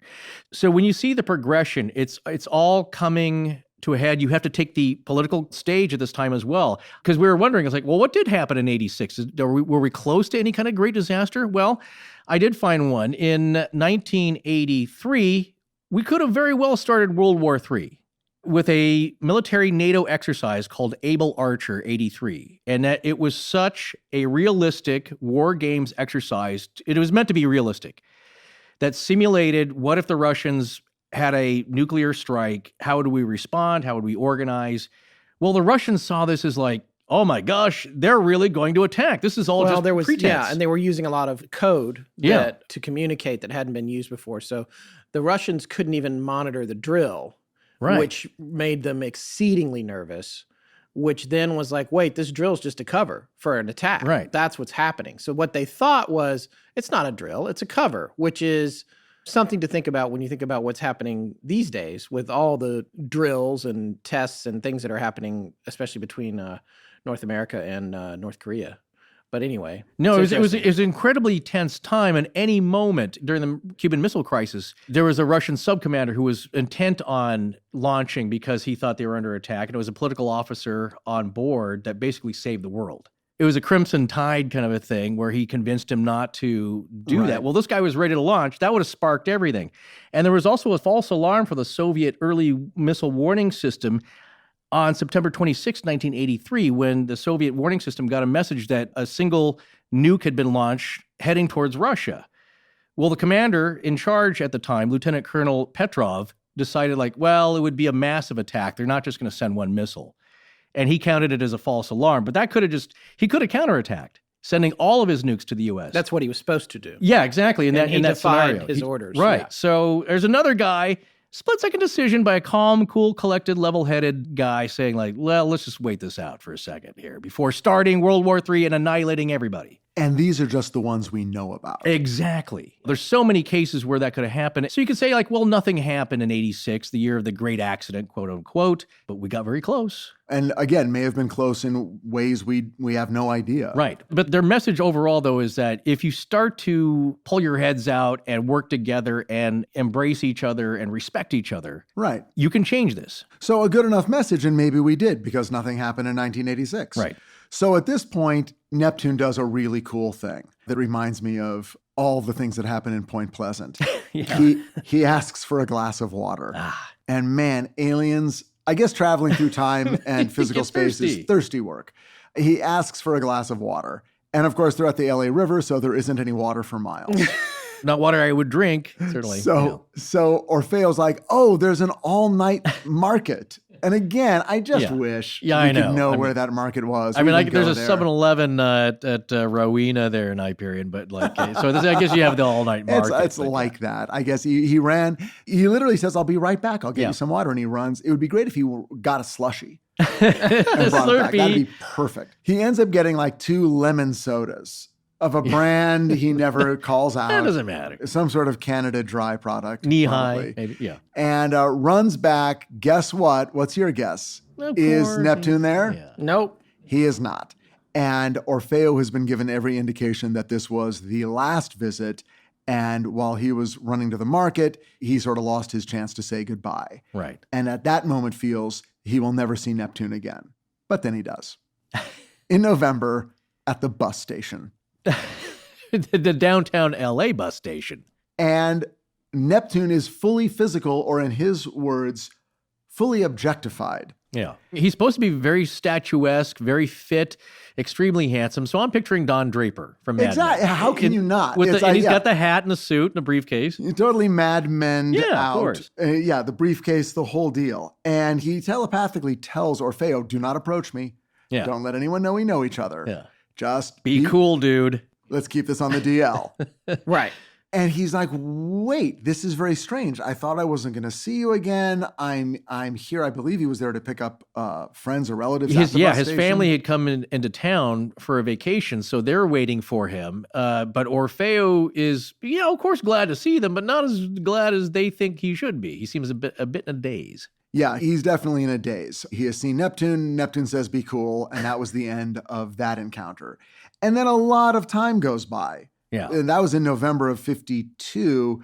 And then we go all the way to August of 53, when, again, just when you think this whole thing is in his head, and it couldn't get any weirder than running into an alien at a bus station, Right. he sort of comes up with witnesses. Yeah. Suddenly he's at Lockheed. Now, everyone knows his story by now. He's printed a newsletter, and people are very aware that he's had these encounters. His kids have been picked on at school. No, you can say like, wow, he just wanted the publicity. It's like, well, this is no balloon boy dad here. He's not that type of guy. He's just a regular, hardworking, middle-class guy. And also, he kind of realizes this happens, but he feels that he has no way out of it. He must deliver this message. And of course, everybody he meets is ribbing him and ridiculing him. And not only him, but his wife and his kids at school. Right. So there's no upside to it. No, it's tremendous. It's a tremendous amount of people thinking you're a nutcase. Now, there are some people who come to his lectures at the Los Feliz Clubhouse. Yes. Yeah. And they're very interested. They want to hear what he has to say. And they listen respectfully. And some of them really believe it. And some of them share their stories. And they walk away. But he's not gaining fame and fortune and girls. If anyone thinks you're talking about, meeting aliens for girls, go to a UFO convention. Yeah. So now he's at Lockheed, and everyone knows the reputation. And it's the night of August 21st, 1953, and he starts to get a weird feeling. Which precedes every one of his visits. He gets this tingling sensation, altogether not kind of uncomfortable. Yeah. Yeah. And he puts down his tools, and he just starts walking out in this sort of somnambulistic stagger. And all of his buddies are like, Angie, hey, Angie, what's going on? I don't know why they talk in that accent. Yeah, but they do. no, yeah. Well, in the 50s, they all did. Yeah. They're all kind of Lenny and Squiggy, Bowery boys, yes. So they follow him outside, and there's 12 of them? And they all see a UFO right there, a big red disc. Right. And they all see it, and they all see it the same way, and they all interpret it the same way. And in the book, he lists every one of their names. Yes. If it was 1955... You could call them up. And go, hey, Richard Butterfield. Yeah.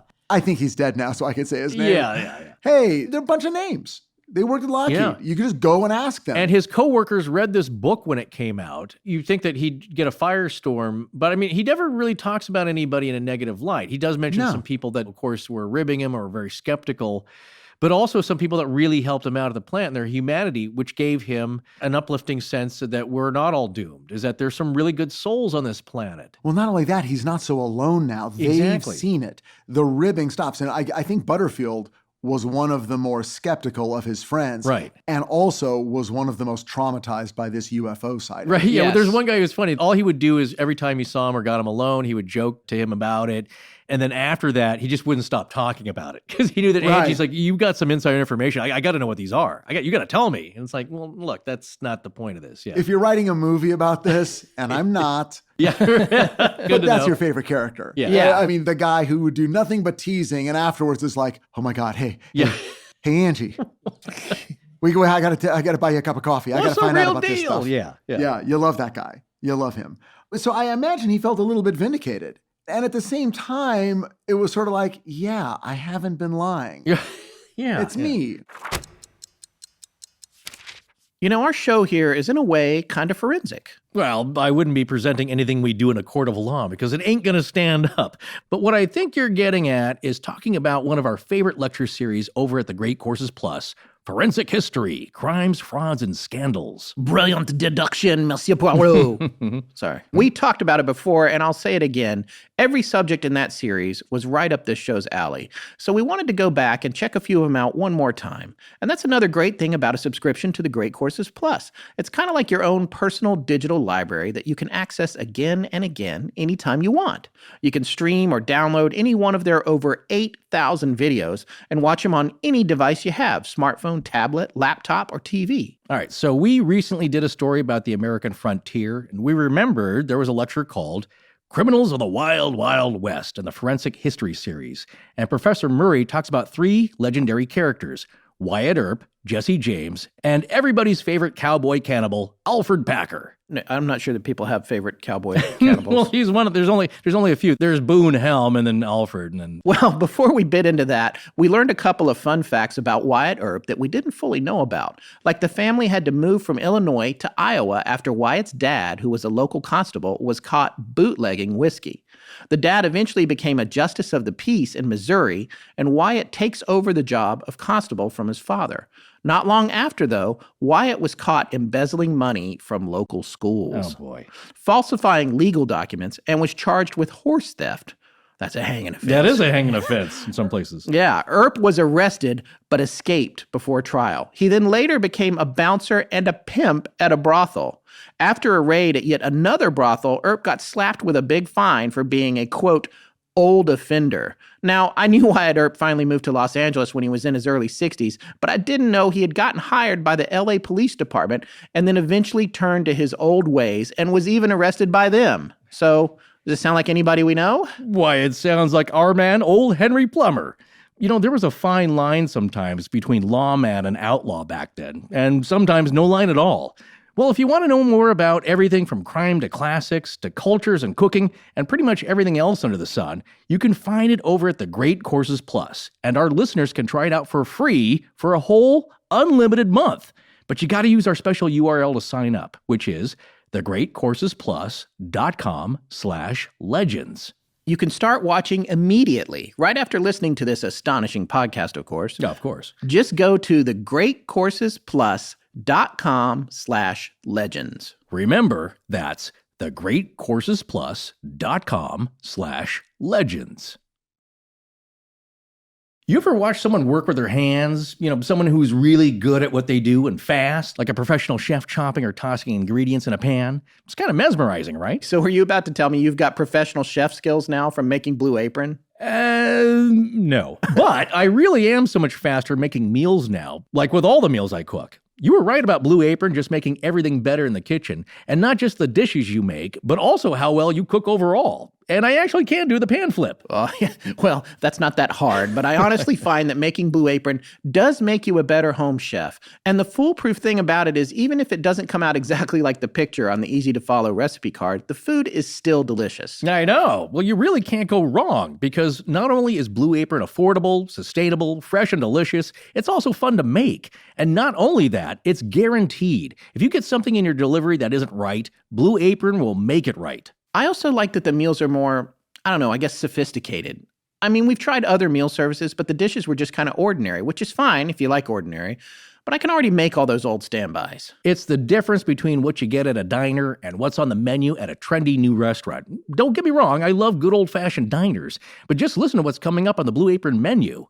Warm smoked trout and asparagus salad with fingerling potatoes and garlic croutons. Spiced zucchini enchiladas with creamy lime and tomato rice. Or elote-style vegetable tostadas with summer squash, poblano peppers, and cilantro rice. You get the picture. Blue Apron mixes it up so you never get bored. You can customize your recipes each week based on your preferences, and you only get deliveries when you want them. And you can also check out this week's menu and get your first 3 meals free with free shipping by going to blueapron.com/astonishing. Well, you'll love how good it feels and tastes to create incredible home-cooked meals with Blue Apron. So don't wait. That's blueapron.com/astonishing. Blue Apron, a better way to cook. Anthony Bourdain ain't got nothing on me. Yes, he does, Denzel. Hi, I'm Ray, Jesse's mom. This is Jesse. Thank you for listening to Astonishing Legends. Now let's get back to the show. Well, and the other thing I think to consider is, and it's something that we found in our research, was that in the collection of early contactees, and there's several famous people that are constantly referred to, Right. a fair amount of them have a healthy tinge of charlatanism associated with them. Well, yeah. And Orfeo, in most of the research that you see, he's treated very respectfully, even by Jung, who we'll talk about in a little bit. even as he's deconstructing the psychological, psychoanalytical angle of what Orfeo experienced, never at any point does he disrespect Orfeo, and nobody else does either. Whereas some people will say, well, George Adamski, these guys were all trying to get an L. Ron Hubbard kind of thing going. And they had followers. And I have a theory about that. My theory is that he was one of the most respected and he was taken seriously and considered very sincere because he never provided physical evidence. And almost all the other ones did. Adamski, all of them had photographs or a piece of metal that didn't dissolve. Right. And the pictures were fairly quickly debunked as fakes and hoaxes. And the metal from another world was revealed to be a piece of metal from this world. Yeah. Now, there are some who say that they were simply people who had legitimate contact experiences and were so desperate to be believed that they then hoaxed evidence to make people believe in an event that they really did experience, but did not, in fact, have photographs of or physical evidence from. Right. And that's sort of a snake eating its own tail. Yeah. That's going to be really hard to suss out. Were they lying from day one? Were they even aware that they were lying? Were they not lying and then later decided to hoax evidence to back up what is ultimately a true thing? And we've seen stuff like that since doing this show. A lot of times when we will get into the research on a lot of stories, urban legends and tales like that, the feeling that you do get from a lot of these cases is that the initial thing that happened was very real and the person didn't understand it. And then in an effort to cope with the aftermath of revealing that it happened, they invent more circumstances or more cases because they want to be believed. Or in other cases, it seems a little bit like they actually are enjoying the attention that they've never had before. Like some people don't want the attention, but they want people to believe them. Some people maybe didn't care as much about being believed, but were attracted to the attention they were getting. Yes. Other people were figuring out, I could make money at this in some way. In a lot of those cases, it still seemed like the first thing that happened was real and they couldn't explain it. To me, anyway. Just based on my experience with the research we've done the past couple of years. Right, but Scott, you pointed out an earlier interesting connection to Albert Ostman's Bigfoot story. Yes. And there are some similarities there and some major differences. And the one is I think at that point, Albert Ostman didn't really care who believed him. He gave a few interviews out. He knew it was going to be out there and people would see him as crazy. And his story might be one of those instances where he did have a sighting, maybe even a significant one, and maybe some parts of it were made up. The ook and the snuff and the backflips and all the crazy being carried in the sleeping bag and all that stuff. You don't know. He may have thought all of it was real, but he seemed kind of genuine. And what I get from the book, look, you can toss all this out the window. And I suggest if you do spend your time with this book, if it starts to bother you, just look at it as science fiction. Just look at it as really interesting fiction in a way and take the story that way. If you want to believe some of it, go right ahead. There's no harm in it. It's a very positive story. But the differences I see between him and Albert is that, or actually the similarity is that there's a genuine sincerity there that comes through in the writing. I never met the guy. But the deal is that the message is very sincere. He gave talks and he tried to self-publish a newsletter, the 20th Century Times. Right. All out of his pocket. His wife Mabel would always say, Orphe, leave this alone. What does it get you except more ridicule? What does it do for the family? Look at our kids, they're getting hassled at school. Just drop it. At some point, he says in capital letters, I didn't care. This is my mission. I have to do this. But it's the same story. Oh, God. John Denver. It's when the Magnificent... Talk about a movie no one remembers. George Burns. Yeah. It's a burden when this is bestowed upon you to tell the world. It's they're going to make fun of me. And the answer is doesn't matter. Come on. Man up. As God did to Aaron, Moses' brother. He's I can't. I'm not a great public speaker. I can't do this. And basically the answer was, just do it. Just come on, get out there. Yeah, he genuinely felt compelled. Yeah. Right around that time, I think right after this, he began to have weird sort of memory flashes. Right. And now we hit upon another classic trope of the alien encounter mythology as we understand it.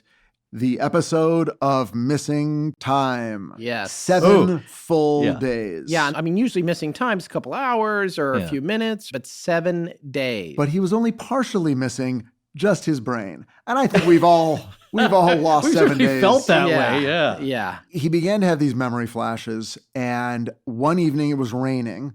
So now it's a storm. He should not be going out. If you're afraid of electricity, don't go out on the rain. Yeah, I don't get that. And don't go to the river. But he goes to the river, the LA River, which at this point is probably, filled with a half an inch of water. Right.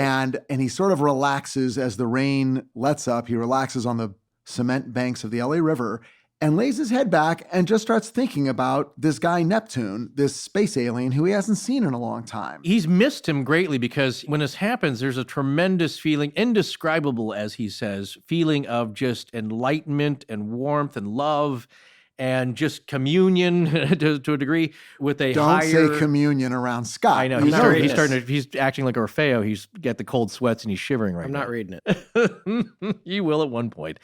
He looks forward to this and he misses this guy because this guy is basically revealing what we all want to know. Why are we here? What's our purpose? Right. Where are we going? And when Neptune goes away, he feels really left alone and sort of desolate and in the woods by himself.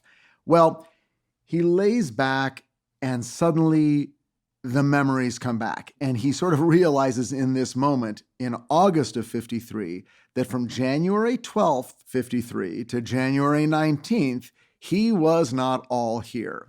And apparently his physical body was going to work and going home and doing whatever the physical body of Orfeo Angelucci does in a 7-day period. He was bilocating. But he was not really here. His mind was somewhere else. He spent 7 days on an asteroid where he met with Orion and Lyra, a beautiful man and a beautiful woman who may have been the figures on that screen from the first day. They were. Yeah. The first one was Neptune.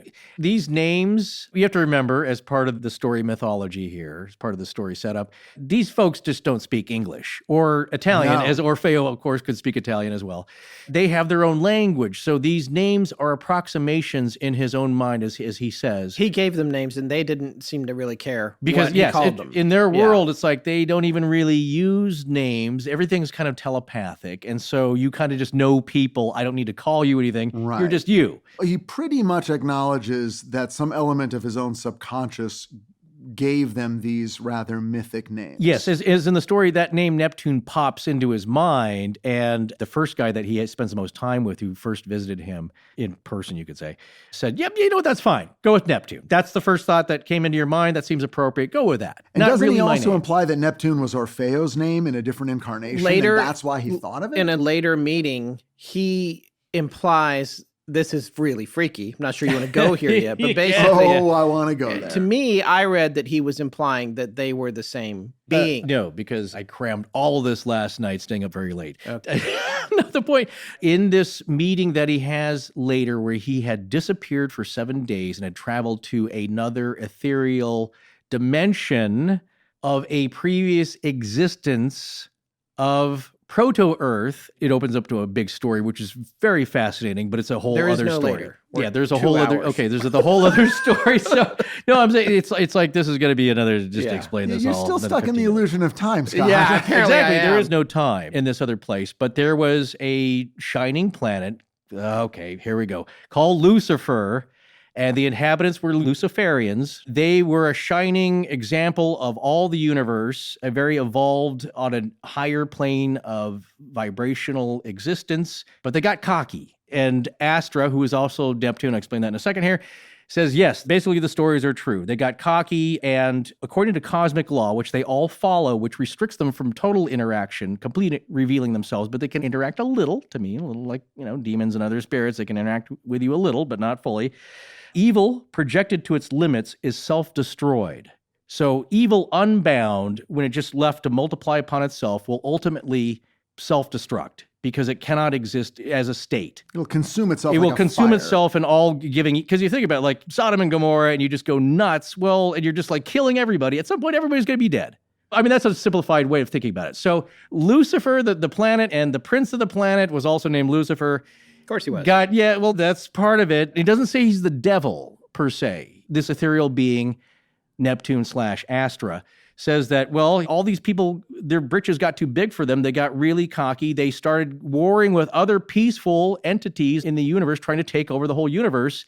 And the great one, the source, the creator said, all right, we're done. We're going to hit the reset button here, and you're going to start at a lower game level. So you think you saved yourself at level 72 and you're about to go through no. Get your quarters out, pal, because you're starting at level 0 again at a much lower base density. So that's a little bit of the story. So that planet blew up through their own actions. Right. And they're so anyway, that planet blew up. That planet blew up. They're on an asteroid in course. another dimension. But the people there, their souls fell to Earth. I mean, it's impossible not to speculate that Orfeo's subconscious translated whatever this information was into religious terms. Yes. And as he sort of manufactured the names Neptune and Lyra Right. and Orion, came to Lucifer and came to that term, which even if you're not running in and out of church every day, Right. is known to most people. Yes. And it follows the metaphor of Yeah. being cast down to a dismal planet It's exactly the metaphor. Yeah. and hoping for a reintegration with the higher cosmic powers. I mean, Exactly. it's all there. Right, It's which is what the all there. ethereal beings want. They want to bring us, welcome us, human beings, back into the fold of living in a higher state and not wallowing around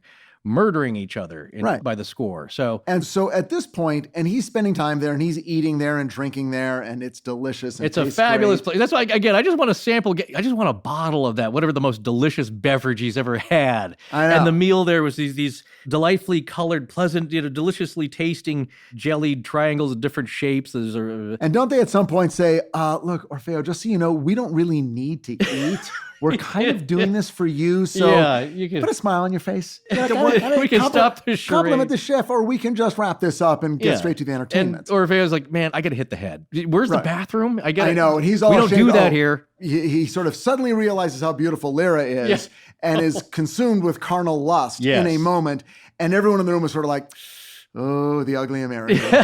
Dude, it actually forms as a red and black ugly aura around him. Everybody's had these golden, beautiful auras that reflect their thoughts I know. and what they're thinking and their communications, like a mood rig. And of course, his turns very carnal, and it's And like, he's so ashamed. He well, feels it's bad. about He's to like, it's like having a reaction in public. Let's It's just say. like Is when this they- really when- where we're going right now? That's it. I didn't write this. That's he, what's in the he book. looks like an ashamed dog. What the? The ethereal beings they're very comforting, and he said, "What is it? It's all about love, and love is acceptance and understanding. So, we get your struggles. Don't be too embarrassed. It's fine." But basically, the point here is to show you that you were once a part of this great brotherhood and state of being where there is no pain, because what you're experiencing down in the terrible planet and the hell on earth, your lesson now for being such bad boys and girls is that you must attain enlightenment through suffering and turmoil and pain. And that once that happens, it's kind of a cleansing thing. You'll get through that as you evolve. Hopefully your consciousness is raised, you evolve into this beings. And we want you there. We want to bring you in. That's what we're trying to help you. So we're just giving you a sample of what your former life was in another realm and what it could be later on. And a great little detail he brings up right at the end is this language they're speaking. Because he's Yeah. like, I understand what they're saying, but they're not speaking English. Right. That's why he says, what I'm telling you now is exactly kind of what is in my head, but I can't really translate it into English. Yeah, it's like, these are the thoughts I heard, but just so you know, they weren't speaking English, and I don't know what they were speaking. They were speaking another language. I'm sure at one point in my incarnations in the past, I understood it. But when I woke up from all this, I did remember one phrase. It was when he appeared on the planet and thought that he had gained weight. And for some reason, Lyra goes, no, you've actually lost weight.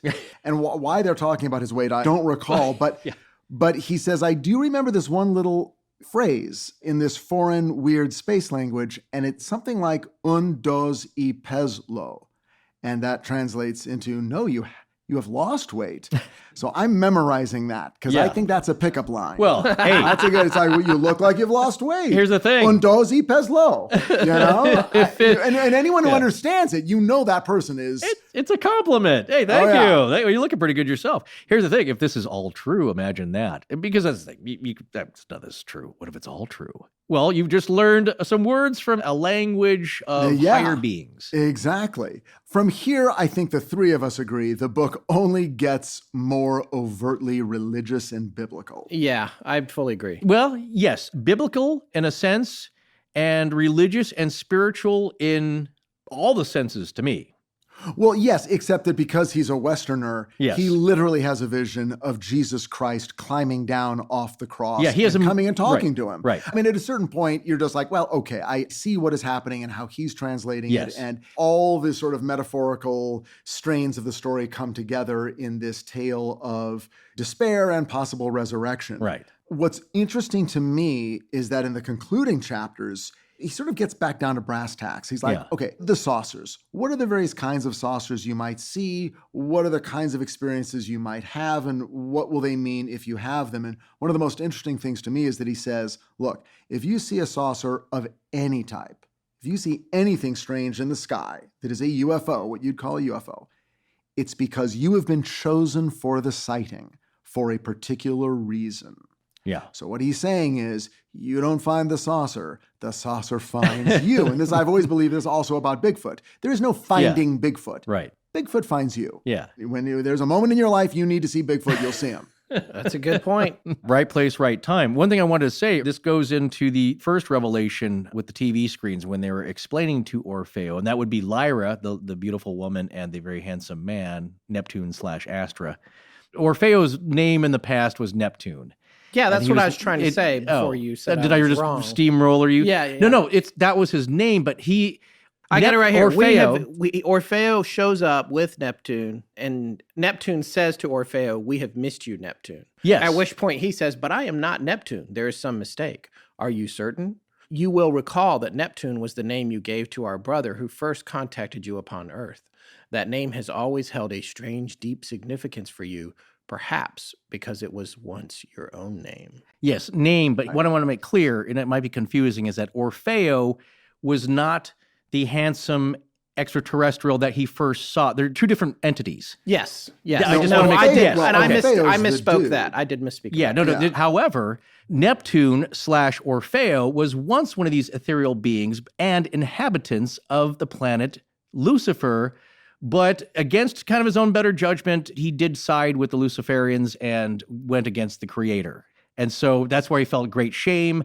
He's a bug in their presence, a cockroach. He wants to attain this thing. So anyway, two different people. Just want to make that clear. Yes. Yeah. Okay, so just to wrap up quickly, in that first meeting with Astra and Lyra, the beautiful lady, in the TV set that's above the card, they're explaining what the discs are and how they work. And one thing I wanted to mention here is that they say basically everything that's happening on Earth for hundreds, maybe thousands, maybe tens of thousands of years now is being monitored and recorded by use of these crystal discs.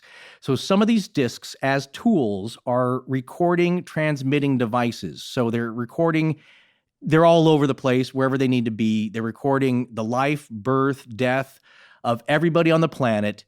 And they're tracking us, much as we track animals with tags on their ears to make sure that they're healthy and doing okay. So that's kind of what's happening with them, but they're recording everything. So some of these discs you see, some of them are transportation devices. A lot of them, though, are basically communication devices. They go either way: TV, radio, everything, satellite radar. So And we all know that by the 70s, crystals were considered big deal. key to your spiritual advancement. Right. If you ever go to Sedona, you can pick some up. But what was interesting to me was that, like Whitley Strieber, concept he popularized in the book Communion that Scott will not read, and I do not blame him.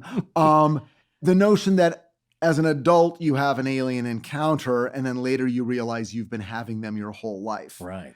And Orfeo makes a reference to that idea, and that people may be unaware of their relationship to the space people until a, quote, spiritual awakening, unquote, occurs, at which they will realize they've been in contact for years, which was one of the first things they said to him. You saw us in 1946. Now it's 1952. We've been following you. You've seen us before. Yeah.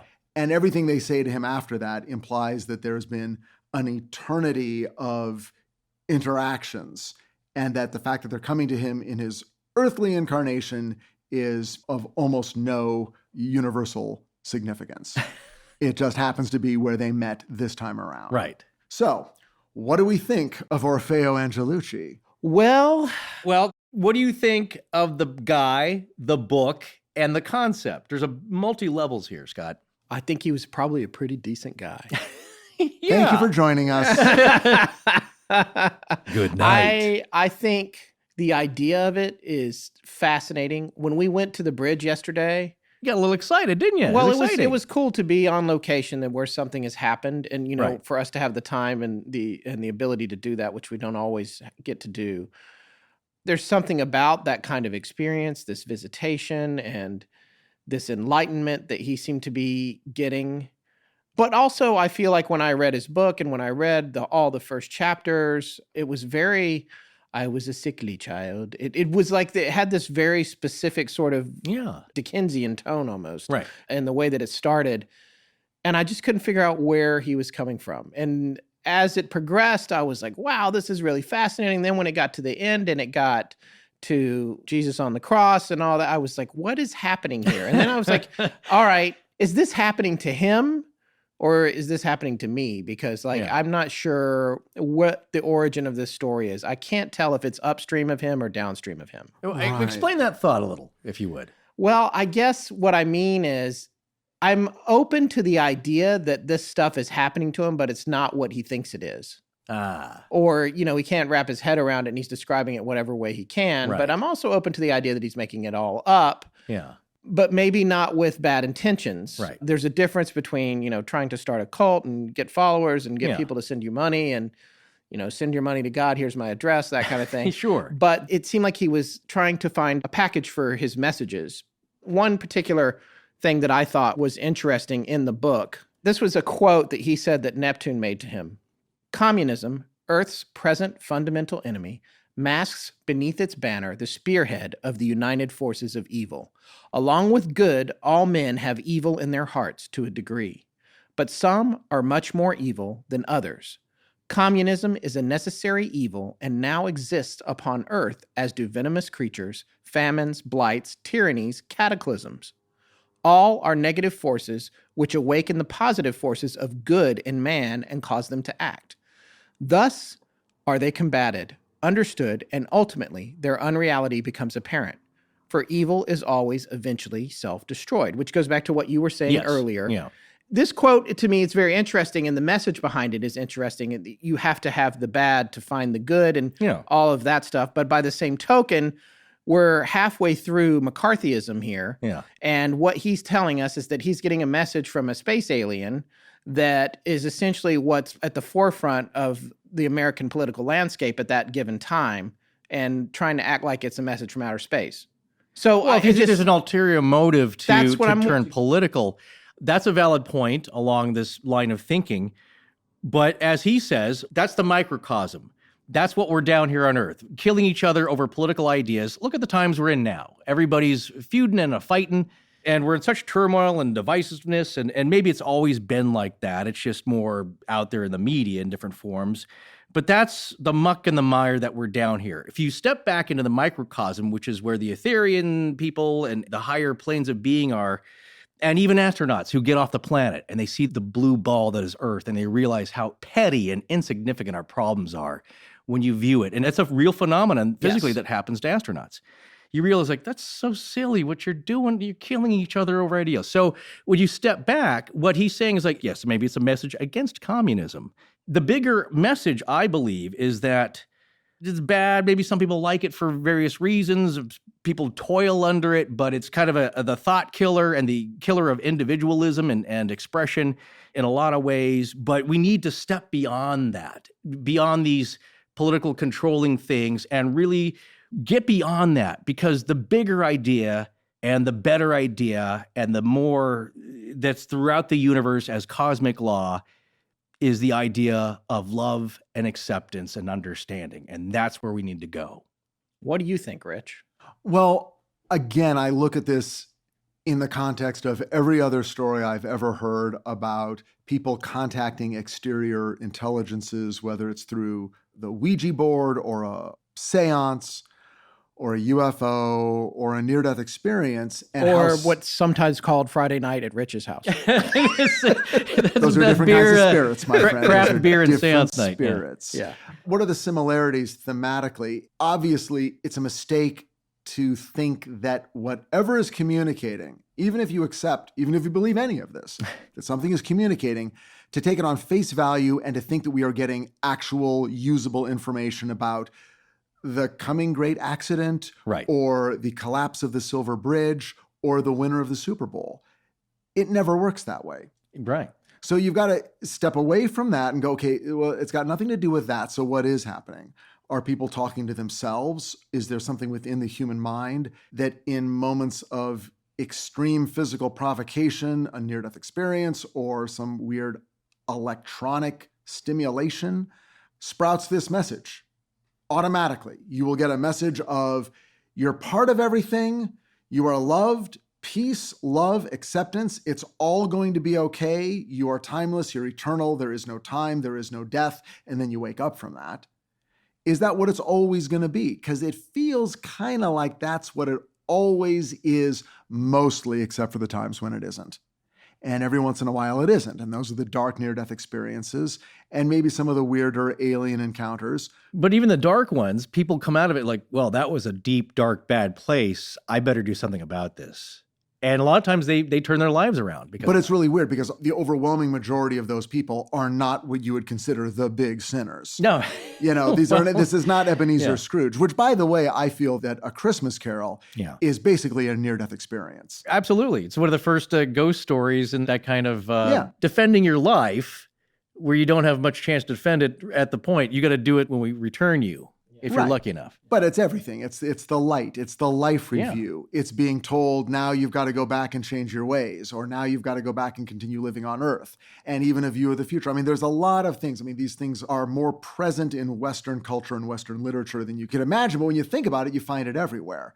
So then we look at the story of Orfeo, which was happening at the exact same time, the exact same year as maybe 4 or 5 or 6 other guys, mostly in Southern California, who are having their own contacts.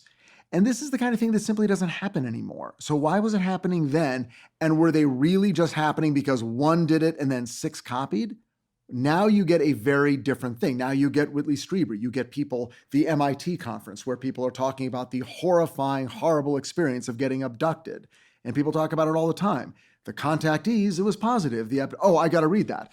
Read this. The abductees, it was negative. There's this thing written here in Jerome Clark's UFO Encyclopedia, Volume 1, A through K, and it's a quote from David Jacobs, a big guy in the UFO abduction world. You can have whatever opinion about him you'd like. But he says something which is kind of funny because it sounds like a George Carlin routine. It's basically the different ways you'll talk about the same sort of alien experience. Right, depending on your point of view. There's the abductees of the 80s, but some people just call them experiencers because abductee sounds so negative. And he says they have denied the legitimacy of the word abductee in favor of the more positively charged experiencer. An abductee is a person kidnapped against his will. An experiencer is specially chosen for a very important task. An abductee has unwanted and traumatic medical procedures administered to him. An experiencer is a willing participant in a grand and wonderful plan. An abductee endures reproductive and sexual procedures that are sometimes tantamount to rape. An experiencer helps the aliens create new people for the betterment of aliens and humans alike. Abductees are laboratory animals, but experiencers are united with the aliens to build a better world. So there you go. I love that. Which one are you? You get to choose. Only you know. Well, I prefer to be a contactee or an experiencer. But it is funny how it got so dark so fast. 30 years, a blink of the eye in universal terms, and yet suddenly these contacts with the exterior intelligences were really ominous and scary. Well, that's how you can track it as well. And ufologists will tell you that it's changed. The types of craft have changed. Well, I guess technology, that makes sense. That would change throughout our perception of time. The types of contactees, the beautiful Nordic peoples of the 50s that would contact them. And that's what I love about Orfeo. Is he the seminal story? Is this it? And everything meeting follows those from there. beautiful, Mr. Neptune and Mr. Orion and Mrs. Lyra. Yeah, he didn't exactly call them like wunderkind, and they were really beautiful Nordic types. He just said they were very idealistically beautiful people. But what they said about themselves is that this doesn't really portray us. This is just for you, so you can kind of image this. It's an essence of who we are. They took on material form a lot just so they could communicate with him in a way that he could accept it. And so do they look like that? Did he look like that himself? Because when he saw himself, I was like, wow, I look really fit. My proportion is on. I'm wearing like a singlet and I look good. Everything looks Words great. It's I idealized. never wanted to hear you say, Forrest. I'm wearing a singlet and I look good. The deal is that he didn't actually say that they're Nordic, but you can kind of fit that model in. Totally. And so it has changed. And then now you have different, you have some theorists, experiencers say there's the 4 main races. You get your reptilian types, your automatons, your gray heads, your big blue blobby things from, communion.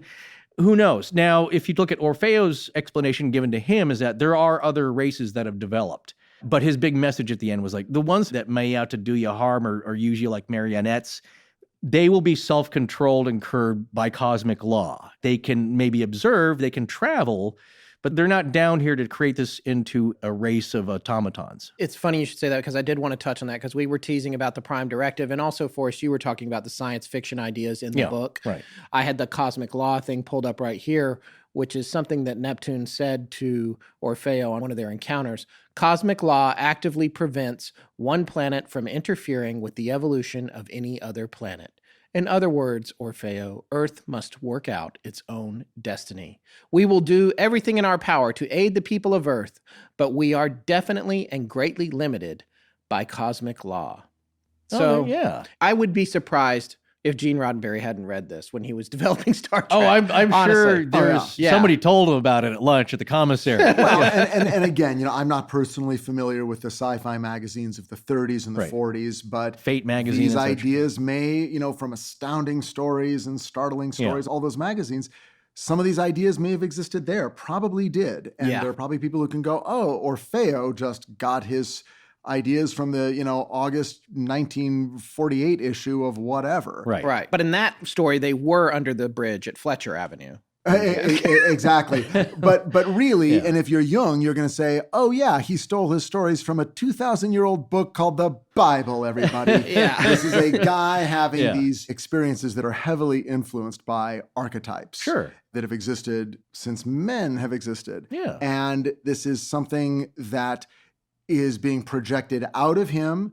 Jung even said there might be a physical aspect to it. Right, and we didn't touch on that yet, but just briefly, because we're running a little long here, but Carl Jung, who was the father of analytical psychology, wrote in his book, Flying Saucers, A Modern Myth of Things Seen in the Sky. He wrote extensively about Orfeo, and he suggested that Orfeo was manifesting things that he needed to work out through this. And again, he was not disrespectful of Orfeo, but it's interesting to me, and that's sort of what I was coming back to.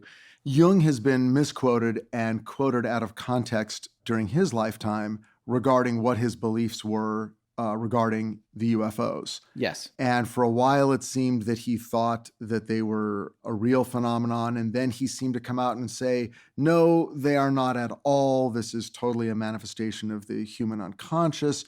But ultimately, those who knew him, and if you read his works carefully, the conclusion seems to be that one that I kind of share, which is it is a phenomenon that is primarily psychological, but may also have an exterior physical element to it. So my final thoughts here are, 1, Rich, thank you so much for being on the show. It's been great having you. We loved you. And 2, thank you so much for introducing us to this fascinating book. The name has been rattling around there in the cobwebs of your memory, but I never cracked it open. I never thought about it much. I forgot about it. And then it's been kind of a treat. Well, great. And thank you so much for having me. And I hope it's not the last time, but I kind of hope it's the last time this week. Let's maybe give it a rest, and then I'll want No, to you're going to be the Alec Baldwin of Astonishing Legends. Yes. We're going to bring you back year after year. Our contact here with you is done. Excellent. Right, exactly. We will not be seen. Could you go get me a lemon soda? I'll be right back. I'll just 86. Yeah. He tossed those away, by the way. I wanted desperately to go see if they were still there, like in the muck, the bottles of knee-high grape or whatever they were, or the lemonade. Well, okay, look, here's my view, and again, why I thought this was such a fascinating read. And I urge you, if you're into this kind of thing at all, to go pick it up. It's like $1.60 on Amazon digitally. So, no skin off your nose. It's really fascinating on several levels. 1, if you look at it just as a pure science fiction read, If you're into that kind of 50s science fiction stuff, it ages well, I think. I mean, it does have definitely a 50s tone to it because of the writing. It's fun on that level. There's a lot of great sci-fi ideas, like we said, like how spacecraft work and how these saucers function with the kind of the pseudo-physics, whatever it is, how they fly and what their purpose is. And just, his interactions with these ultra-terrestrials from another dimension. And if you want to look at it as just bunk, then I think there is definitely something worthwhile to take away. And it doesn't matter what religion you are. It doesn't matter if you're even spiritual, because the message is get out of your day-to-day. Be not of this earth. There's better, bigger things here than what you're looking at on your phone or the problems you have. And yeah, those are real. We all have to live in this real world. But there's something more beautiful and bigger and better out there. And the message has always been the same. It's the only message. Love your neighbor as you love yourself.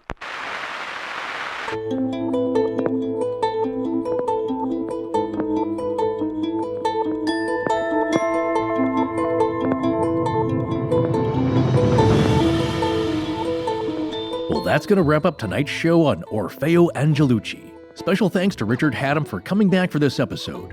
We'll be back next week with part 1 of a series on the Jersey Devil. If you want to hear yourself on the show, we're running low on listener segues. So please visit astonishinglegends.com/listener-segues. That's SEGUES. And follow the instructions. Special thanks to John Bolin. Hi, I'm Lisa, and I give permission to Hi, Astonishing I'm Legends Melissa, to use and my I voice give however permission Hi, to I'm Ray, Legends. Jesse's mom, and I give permission to Astonishing Legends to use mine and Jesse's voice however they see fit. Our show is edited by Sarah Voorhees, and the theme is by Judson Crane. Sound design is by Ryan McCullough. Special thanks to the ARC and its lead researcher, Tess Feifel. But most importantly, we want to thank our listeners. You can find us online at astonishinglegends.com, as well as Facebook, Patreon, Twitter, and Instagram. Copyright Scott Philbrook and Forrest Burgess. Good night.